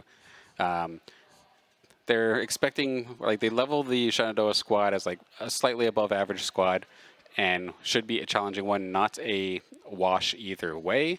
So in theory, for it being the first time we get to see Omega Strikers on the broadcast, it should be a banger. Absolutely. As Athena is in 3rd place, Wait a minute. If I'm not seeing that wrong. Did they give a penalty?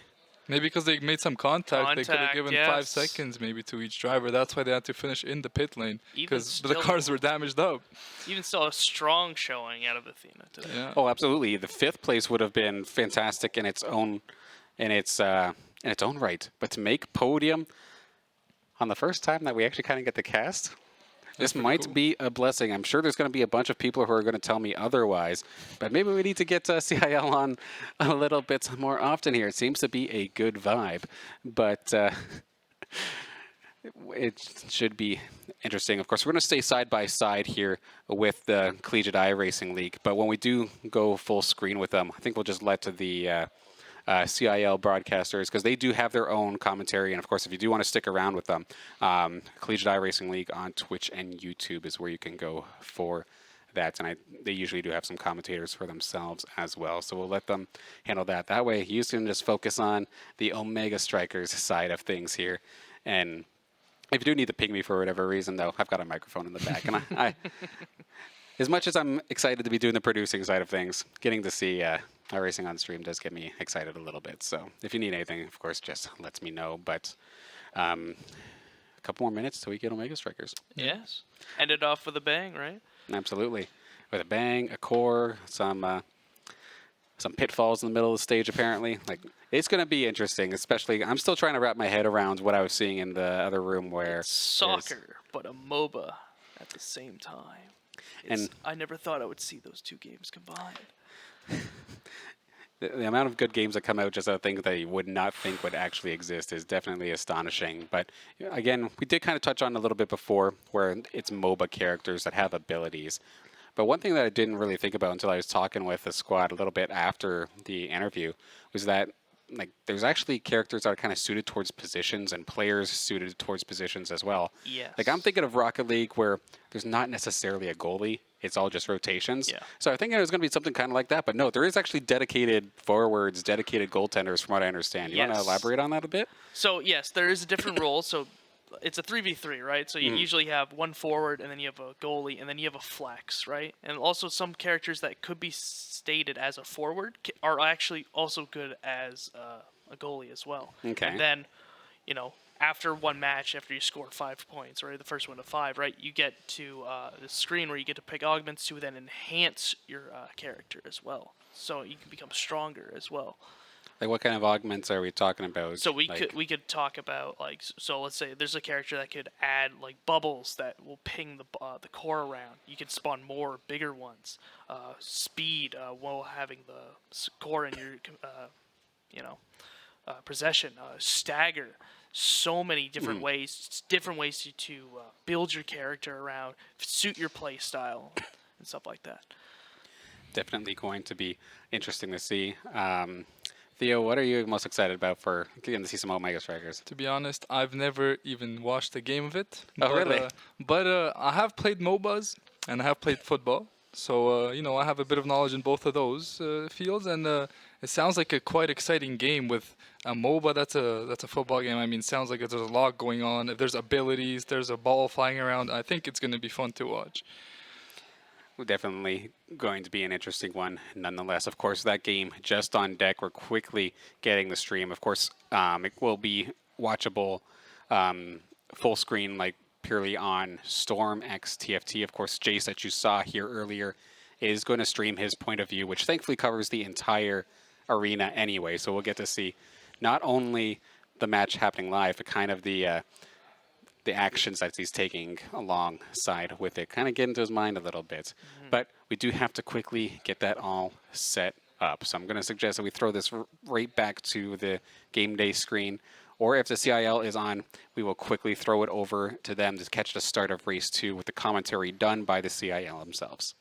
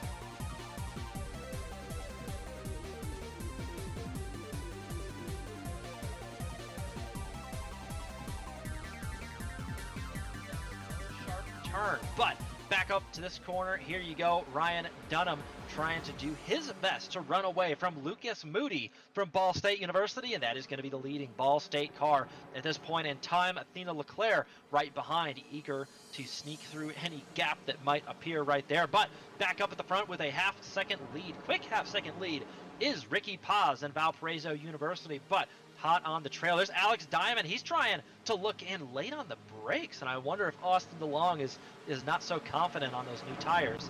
But there you go. So Austin DeLong, a little bit of a lockup, but no stress right there in that situation.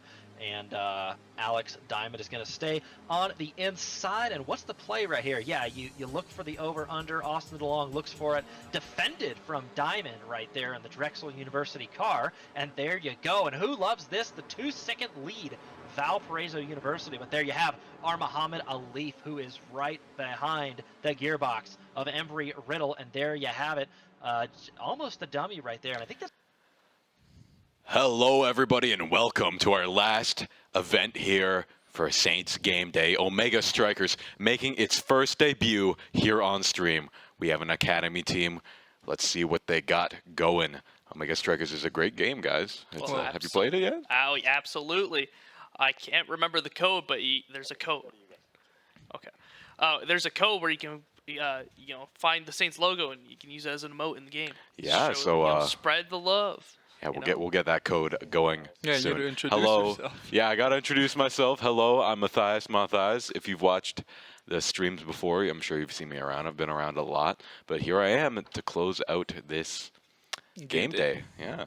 So here we are. You can see Omega Strikers on the right and iRacing on the left. Look at those players pass the chicanes as the players pass the ball between each other. Looks like we got a good variety of players on the right. Dash and hit the... So to open up the goal, right, you have to hit in the top corners there before you can score. Oh! Ooh. That's a first goal right off the bat. Yeah, I think we are facing Shenandoah Esports today. So that is our opponent, Shiro Aisu, there we go, scoring the first goal for Shenandoah. Or for Saints, actually, I think. Not bad. There we go. Look at this control they're able to have in their offensive line. Look at this. Yeah, just ping-ponging around. Trying to get it into those corners, open up the net. It's already on the Saints side. Ooh, they got one down. They need to get one more to go. It's being passed back and forth in a goal. Go and hit the sides. Seeing a lot of shields come out, a lot of ability usage. Yes. Storm just holding down the middle, trying to find an opening here. Really just trying to get it into those corners. Disadvantage right now. It's being passed back and forth here. The core is going wild right now. Absolutely. Everyone's just panicking right now. There it is. It's a very dead even game now. It. Goal's open. Goal's open. He gets it in. There He taps it in. 2-0. Snipes it in there. Manages to finagle it right past that goalie. There's Shiro Aisu getting another goal. Seem to be the main striker for their team there, able to find those great openings. Just like that, it's 2-0 with a minute left on the clock. Again, opening up with the early aggression to get that bottom right switch open there. Yeah, setting the tempo. Yeah, they're definitely setting the tempo here today. Making sure it's fast-paced. And just like that, it's a dead even game. Definitely don't want your goal to be open because that's such a nice security to have. Yes. You know, not having to worry about the game being ended there. I think we saw an ability come out that stopped the ball dead in its tracks. And just like that, Shiro Aisu playing so aggressive and getting a third goal for St. Clair College. That's a set for St. Clair, and we're just going to look to keep it going next set. Yeah, keep the momentum going. And there we are, seeing some items come out. Yes. Now these could definitely change the pace and how they want to attack the game and how they approach it. Definitely.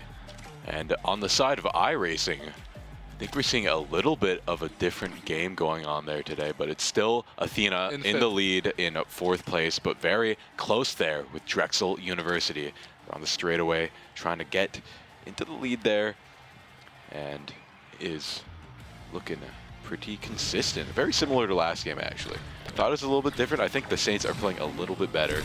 the iRacing side. But let's go back to Omega Strikers as a round has started up again. Here we are. All right, the core is being passed back and forth. I think we got a little bit of a character change on the side of the Saints there. Sadly, I don't think you can change a character. Can you not? Oh, No, maybe it was a you skin can't. change then. It was a skin Yeah. change. My bad. It's the first time I've cast this game, so I'm just getting used to all the different It's first for a character lot of models. us, Yeah. Trying to understand, you know, all the bounces. Yeah, you know what I'm noticing on this map? Not a lot of eliminations, you know, not a lot of aggressiveness in that area. It's a lot more goal-based, it seems. Absolutely. There's Isu playing up front. Storm playing the midfield here. Making sure to just keep his opponents at bay there and make sure any attempt on the goal here is thwarted. Is Toyola? Just the Is it defense, Toyola? winning in the midfield here. Like, it goes back, they just dump it back in, dump and chase. Yeah, I'm noticing that Shenandoah is playing a lot more clumped together, like a lot more as a team, but the Saints are like in a nice linear fashion, a nice line angle. They just find the openings. Yeah, they managed to find the opening, just have such good passes back and forth, just like that. Bouncing against the wall just to build up speed. He almost hits the goal, but cannot manage to hit that switch to open it up. Goes for another one, it goes elusive. He's going back to Isu. And just like that, Isu able to find the goal. Clinical finish there on the back right, faking out the goalie. Yeah, I feel like the Saints are just playing on the enemy side of the field way more. They're just keeping up that aggression. Definitely, and you know, on the side of Shenandoah, you could definitely try and go for an elim. Yeah. If your whole team has like Isu right there. He's a vulnerable target, but they're just knowing him trying to play up their aggression there. There we go. It's 1-to-1 switch right now. Both teams trying to open up the goal. The core goes wild, but gets stopped in its tracks. Goal's open now for them. Let's see how they do on the defense. They have to play very carefully now. The goal is open and vulnerable, and now it's a 2-on-3 though. It's 2-on-3. Yeah. Oh, but he's back. 3v3 now. Oh, and just misses the goalie shot there. Nice try by Toyoko. Edges that one in past him. Sadly, I don't think even if he did hit it, it'll probably just bounce back into the goal, or at least onto the line. All right, now we're back in at 1-to-1. 1 minute left on the clock. It's a much closer game than last time. Shenandoah has managed The goal's open. St. Clair got it. Wow, and just like that, St. Clair. So fast. Oh, both nets are open. It's a free-for-all right now. They managed to get it out. It's a skirmish. Oh, but it's on Shenandoah's side, but it gets out on the top of the map there. Oh, he times it! That was beautiful. What a snipe by Storm. That's why he's the one streaming this. You know, he's proud. He wants you to see these crazy plays. That was a good prediction right there. Absolutely. And St. Clair also up on the level side. It looks like level 5, level 4 against level 4, level 3, and level 5. They're pushing that advantage all the way here just as they get another switch. It's 1-to-1 on the switches here, but it is more on Shenandoah's side just to say that moves to over the Saints. There's Toyoka playing the goalie, guarding that last switch, the last bastion defense, holding down the goal closed. As soon as that opens up, you're open up to a lot of things. And just like that, the Saints open up the goal. Things are heating up here. Very, very dicey. Goalie interference we can see on the left here. He's trying to elim him. Yeah. He's going for a limb. Trying He's to open very, up for very like low. a power play, a man advantage. But St. Clair's just... Wow! What a play by Storm and Isu. The teamwork. What a pass. He built up so much speed by shooting it against the wall there. That was able amazing. to then also isolate the core, immune it, and then able to stop, you know, anybody else from touching that spike other than him and just bang it in the back left corner. As Athena's in 4th place, working her way up, maybe trying to get onto the podium once again for St. Clair on the iRacing. Just playing so consistently. Yeah. It's a really good showing today. A little bit of grass touch in there. I think some players need to make a pit stop there. As you see, their tires don't have the traction that they used to have. You know, not making those turns as tight as they used to be. Athena said in her interview today about like the heat and the tires. Oh yeah, it melts the tires, you know. Take a turn too wrong. And she's up to 3rd place actually, as we're speaking. Yeah, and here we go. Starting back for Omega Strikers. Very quick game. Yeah. Not a lot of downtime. We're in the 3rd game though. Second set, yes. Second set. Third set. Yeah, third set. Third set, right? Yep. They're up 2. We're getting there. We are getting there indeed. Aisu trying to speed the ball up there on the wall, but maybe it'll find it. And there, Shenandoah, both players very far up. Yeah, one thing I've noticed is both teams tend to leave one of the switches open and just hard guard the other switch. As now both switches are open, the net's open for St. Clair. Can they find the goal? Oof. Good save. Yeah, good defense right now. Making it really hard on St. Clair to score, but having that net open makes the game way harder. Yes. There's not much you gotta do. You have to play defense. Can you snipe it into the corner? So many ways that spike could just randomly just go an awkward direction like that. Oh, nice TP. Beautiful TP. Manages to get the snipe right by the sniper. Nice play by Stone. Something you gotta realize, like as you know, if you play goalie, right, there's a cooldown every time you hit that spike. You know, if they're in front of you, you know, you hit that thing, you can't. There's nothing you can do unless you have like an ability that can just throw out something, right? Yeah, 1v2, you definitely need that backup. The net's there. open for St. Clair. Wow. Got through right onto right that away. Switch. This can be a rough one for St. Clair. Oh, but they got one already. They got one. Evening it up. Court is going fast. Ooh, that almost hit. What really a close hit by Storm there. Good defense by St. Clair. Oh, just missed that Aisu one. seems to be the flex player here, able to play front and back. Ooh, Ether keeping up the pressure though. Oh, Saying good some- wow, good defense by Atlas there. Storm's really low. Might go down. Could be a limb tier. Needs to very grab one of close. those The net's healing. open though. TPs. Oh, Nets the are net is open. open and And it's on their side. Oh And my. Atlas just not fast enough to hit the core and save the game there. It's Atlas 2. is a very slow champion. Not a lot of movement. A lot of good wide-reaching abilities to try and balance that out, but you know, to St. Clair's save those gonna- last-second shots. They're gonna look to close it out after coming back from being down both switches last set. And you know, each team got one already. Exactly. You think after they go down 2 switches early, it's like, oh, It's a really hard round. do they figure them out? But St. Clair's able just to come back, win through the midfield, get into the attacking zone, just quick. Oh, shot gets that second switch, the net's second open. again. They're just finding these openings, these really good bounces on the core. St. Clair still has a switch to play Oh, with. it And the went net is open open. net! That was so clean. Storm to close out the set here. Third set. Wow. Well played by the Saints. If you're Shenandoah, you gotta be telling yourself that was a bad map. You know, just a bad map. Unlucky. Go Happens next. to the best of us. But well played from St. Clair. You can tell they've been practicing, drilling, giving it their all. I know I'm friends with Zach Bailable, the coach. He's always, you know, on the grind for Omega Strikers, keeping up with the latest techniques. And to go over to the iRacing side, Athena in 3rd place, playing so consistently and keeping all those points for the team.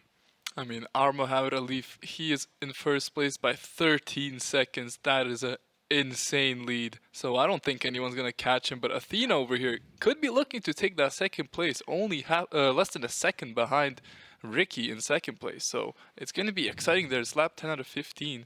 On the last lap, or getting there, it's going to be really high action up in those 2nd and 3rd slots. Sorry. Yeah, Adrian trying to make his way up there. Yeah. But it's gonna be tough. 21 seconds is it's a bit of a gap. Yeah, a bit of a gap there between 15 and 16th there. But there, oh, what happened? Clemson managed to overtake him there just a few seconds ago. So got Tristan and Adrian in 18th and 17th, trying to work their way back up and try and close that gap that Clemson University has. We got Lucas Moody, who was doing really well last race in the pit lane for. I'm not sure why, but drops a lot of spots because of it. Maybe just something went wrong. He's still back. He's still in the race. A good driver, as we saw from last race. And someone's in the grass there. As Athena goes into 2nd place. Wow. That's Manages a really to big recover, though. overtake. Yeah. Now Athena's going to look to hold on for the rest of this race, play some defense, try and make these turns really on a sharp angle to make sure she cuts down as much time as possible, as the second place finish would be very big for St. Clair. Definitely. If you're Ball State University, you know, you're feeling pretty good, pretty comfortable with how big that first place lead is. So really everyone's playing for second place, and Athena is managing to lock that down here. Playing very consistently and taking those turns very, very well. Well, the biggest battle this fight's going to be for second place. I don't think anyone else is too close, as Athena maintains second place after that little scuffle. Definitely. Oh, these cars are slipping and sliding. As I heard earlier today that this circuit is very, very hot. So the wheels are very, very slidey. Welcome to Texas heat, right? Definitely. So it's a bit of an adjustment for players. So there's a lot. If you're not familiar with iRacing, there's so much that goes into it. It's not your typical racing game like Forza or something. It's not arcadey at all. It is like as realistic as you can get with the physics and the wear and tear on the cars and the aerodynamics and all that jazz. So it's a great game. It's a lot of math. Yeah. It's a lot of math. A lot of good skills from the players here to be able to even drive these cars properly. Yeah. So I mean, a lot of people just think, oh, you get in the car and you drive, and that's it. But it's way more to it than that. As there's Athena gets pushed off the racetrack, manages to stay in third place, right there, neck and neck, looks to go on the inside, but doesn't manage to get it, as she's still fighting for a second, as she gets the overtake. Almost. She does. One more turn. Wait. On the outside corner, not going to be neck able and neck to here, all three right there. Drops to fourth. But there's still 4 more laps, and now that there's 3 people battling for second, it's going to be complete chaos. Yeah, things are getting pretty exciting here on the iRacing side. Unfortunately, our other 2 members of St. Clair College in 17th and 18th a bit far behind, as we're going to be going back into... Going from a very methodical, patient game that takes so much, skill and like concentration to Omega Strikers, which, while it takes concentration and skill, it's so much more fast-paced. It's like reaction-based. Yeah, racing is more. We got a good mix for everybody here today. It's upbeat and all that. Yeah. Much more exciting, but. Oh, there's a big crash on the iRacing. Well, both are exciting. Wow, yeah. Just as you say that, there's a massive crash and on the Athena's side now of iRacing. in second by a long shot. That's really good for her, as second and third place just went a bit too tight on the inside corner. On the 12th lap too, as well. That's heartbreaking if you're crashing at that late of the stage. That's the thing with iRacing. You get all relaxed. You're like, oh yeah, I'm just making my turns. Take the turn. You start ignoring the wear and tear on those tires. You're like, oh yeah, just make it the same as last time. Spin right out. You take 5 guys out with you. 14 penalties on you, and then you're just like, well, that is what it is. Well, I don't know what happened. You got to get right back on the track. Don't give up and hope it happens to your opponent. And here we are, loading into the second Omega Strikers game here today.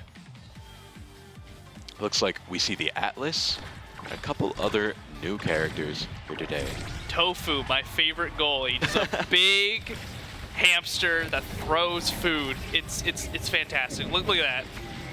Look how big he is. Big, lovable guy. And I haven't seen this map yet before. Oh, they got both the switches. Seems to be relatively So each map has a different... Oh, wow. Just as we're talking about the map. Anyways, as I was saying, each map is a little different, all right? Like we saw last time, we saw the switches on the back corners of the goal, right? And then also on the sides, there's speed lanes that increase the speed of your champion and the core. This one, a little different, all right? It's now in the center. That's where you got to go. Is that a portal in the corner that I see? Yes, that's a portal. I have not seen this map before, actually. That seems to be pretty interesting. A lot of cool gimmicks here. And I just want to say on the side, Athena managed to get back for second place here. So with a comfortable, very, very well. Very good, very good. Just to go back to Omega Strikers here. No two games are the same here. So all the maps, right? Yeah, the goal is open on the side of Shenandoah. And look at Isu managing to bank shot that right into the goal every single time. Just so consistent. He finds the space. He finds it every time. St. Clair seems wide to open, taps it in. They seem to have a lot of success on this map, opening that net up quickly. Both times now, they've opened it up super fast, scored instantly, and it's looking good for St. Clair. Looks like in between the goals, the portal changes, so that's a lot of things to account for here. And St. Clair playing with that mechanic very well. They opened the switch right there. They didn't look for the other one. And there they are. Dubu's holding down that switch very well. Dubu's so good defensively. Oh, there it is. Net's open. Just manages to not get it in there. Aisu again seems to be their striker there. The fact that he was able to time it when the gates were opening just to bank it off. Right immediately, not letting up the pressure. Dude, I played goalie in hockey before. I imagine the post just decided to be like, just open up. It's like, what can I do? Yeah, that would not be fun. I can promise that. But that's a 3-0 for St. Clair. Very quick, very decisive. Hopefully they can keep the ball rolling. Buying items in. Let's look over at iRacing and see how things are looking over there. 14th lap. Yeah, 14th lap. Things are heating up. We're going into our last lap here. Athena. That's a 3-second lead. Very secure in that second place. And I just want to say it. Our Muhammad there. He is. I'm sure he's feeling really, really good with a 20-second I think he won the first race as well. I think he's just on another But this level. is just a massive lead. He's driving with his eyes closed right now. He just knows it. He has a feel for it. But here we are. And just like that. That's open already. Oh my gates God. are open. Can you miss it? As they do get one back. Shenandoah playing a little more aggressively here. Look at this opening here. It's a 2-on-1 here. They can't find it. See if he'll win in the midfield here. Get the back portal. to the zone.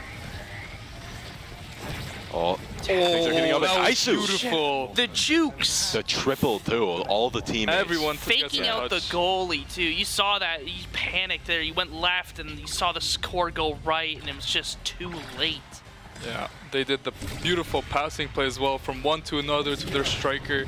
Gets the finish as they open up the first switch. Right, binarily, both switches open at the net's open instantly yet again. St. Clair on fire right now. This is ridiculous how fast they get that.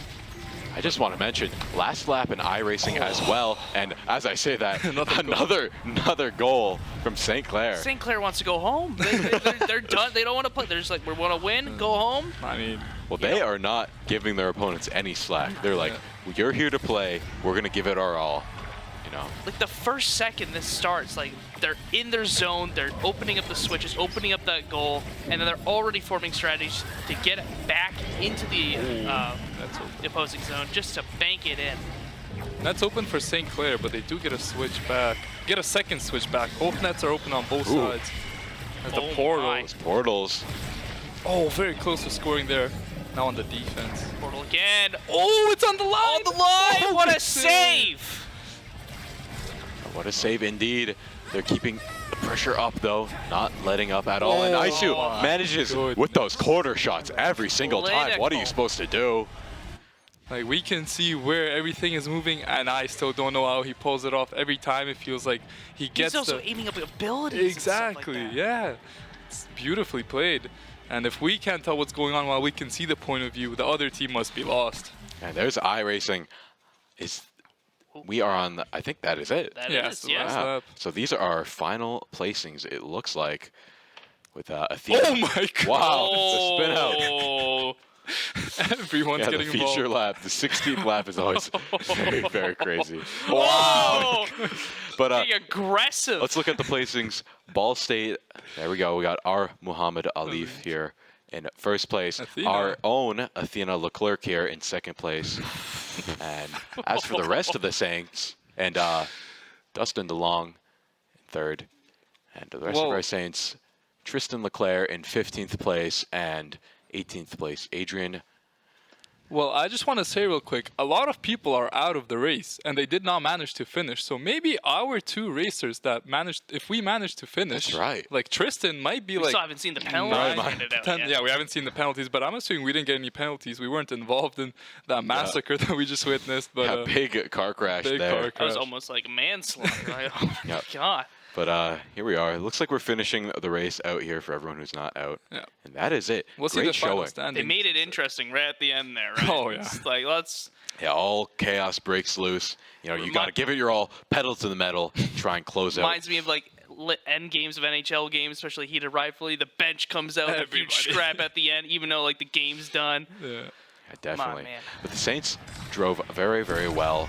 So here we are, back with I Omega think Strikers. St. This game Clair's day is great to showcase all sorts of games, you know. Two very different games going on right here, but, you know, maybe if you're an Omega Strikers fan, you're like, oh, maybe I like iRacing. I could be mistaken, but St. Clair could be on match point with the goal open here. Gonna look to finish it off. I'm not sure how long Omega Strikers go for. Yeah, this is a good question. I can't pretty, I think they good. said best of 3. Yeah, best of 3. Yeah. So this might be it.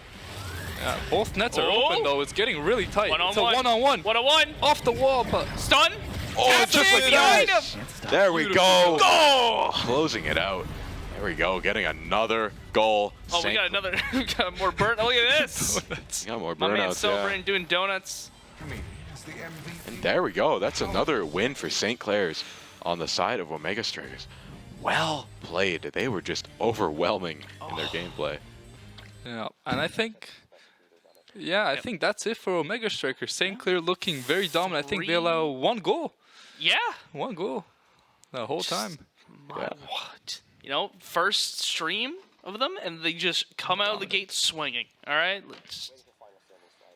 Yeah, they were just so good. Like, you can tell that they give it their all. And look at that crazy mess of a crash there. One into another, little Someone domino snuck effect through there. though. Yeah, look at that. And imagine you're the guy driving perfectly, and you have to slow down and lose time off of that. Imagine you're the guy turning and you see a guy flying on top of Definitely you. have some words to exchange with the drivers after this. Definitely, but well played. Those turns, they're called chicanes. I did a little bit of research. This is my first time. Fancy. Fancy So lingo. the little twisty turns there. I'm trying to relate to all the people who are new to iRacing, because we don't see it too often here on the streams. But Where's the red shell? exactly. But That's a brutal crash. well played. Those are very tough, Right to the especially on a map like wall. this where your tires don't have the traction that they usually do. I mean, a hit like that, you're out for the race most likely. Like Yeah. you see something fell off that car, so I don't think that's gonna be going as supposed to.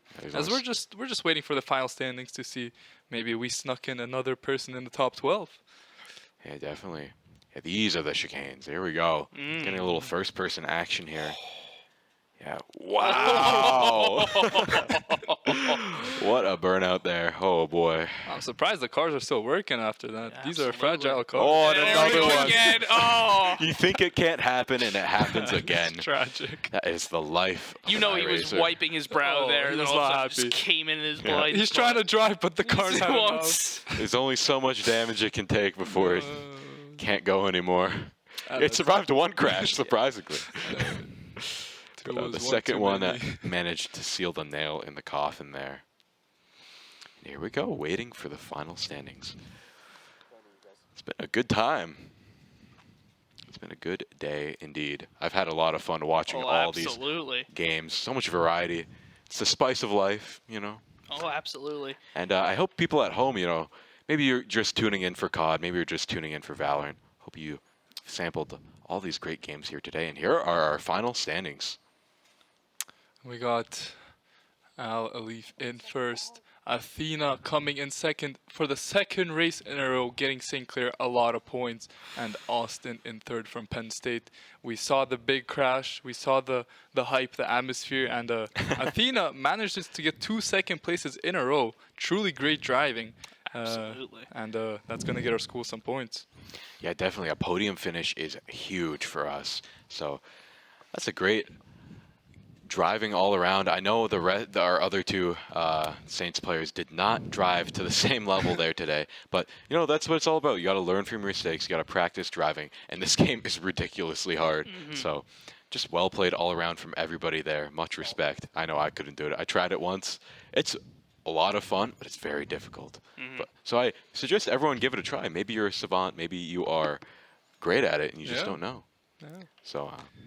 Well, it's been a long day for us, for everybody. So Absolutely. A lot of fun games, a lot of exciting action. It was fun casting all the games, you know. What were our favorite matches from today? What was your favorite match from all of today? If you could think of just one. One? Just one. Only one? Your absolute favorite. Absolute favorite. I gotta say, I would say it was the bind match from our academy. You know, as a Chamber main as well, seeing Chamber just pop off like that.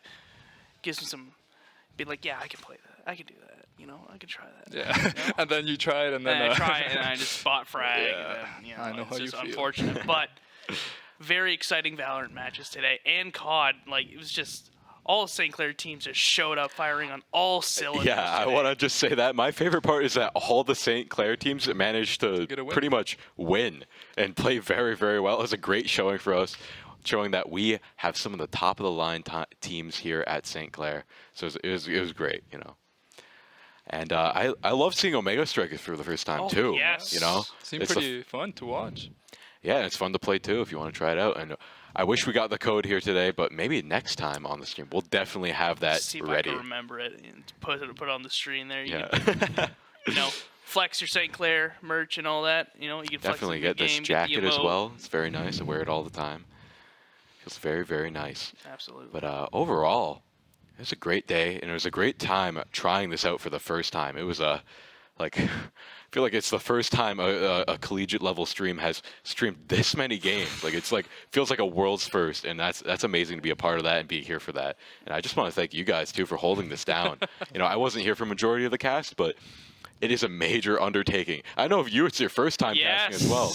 To have to rifle through all these games with little to no break. Trying to, And like, much you know, respect to going you back guys. between the games, like, oh, what's that character's name? Oh, no, what's Yeah. the team they're against? Oh, But you did a great job first time. It's an adjustment, but you're very well knowledgeable. And same for you, Theo. We've casted a couple times, but still, your first couple times, very, very well. And I just want to thank everyone in the back as well. Daniil, Tommy, Amanda, and Mr. Danners for putting this all together. Oh, yeah. And overall, everyone did a great job. We had so many observers, so many people came together to make this work. And thank you very much, everybody at home who came here today to witness everything happen. Thank you very much. And we will be back tomorrow with Smash Class. So don't go anywhere, or go home, take a rest, but be back here tomorrow. We'll see you later. Follow all the socials. SaintsGaming.ca. Follow the socials, sponsors. Buy our merch.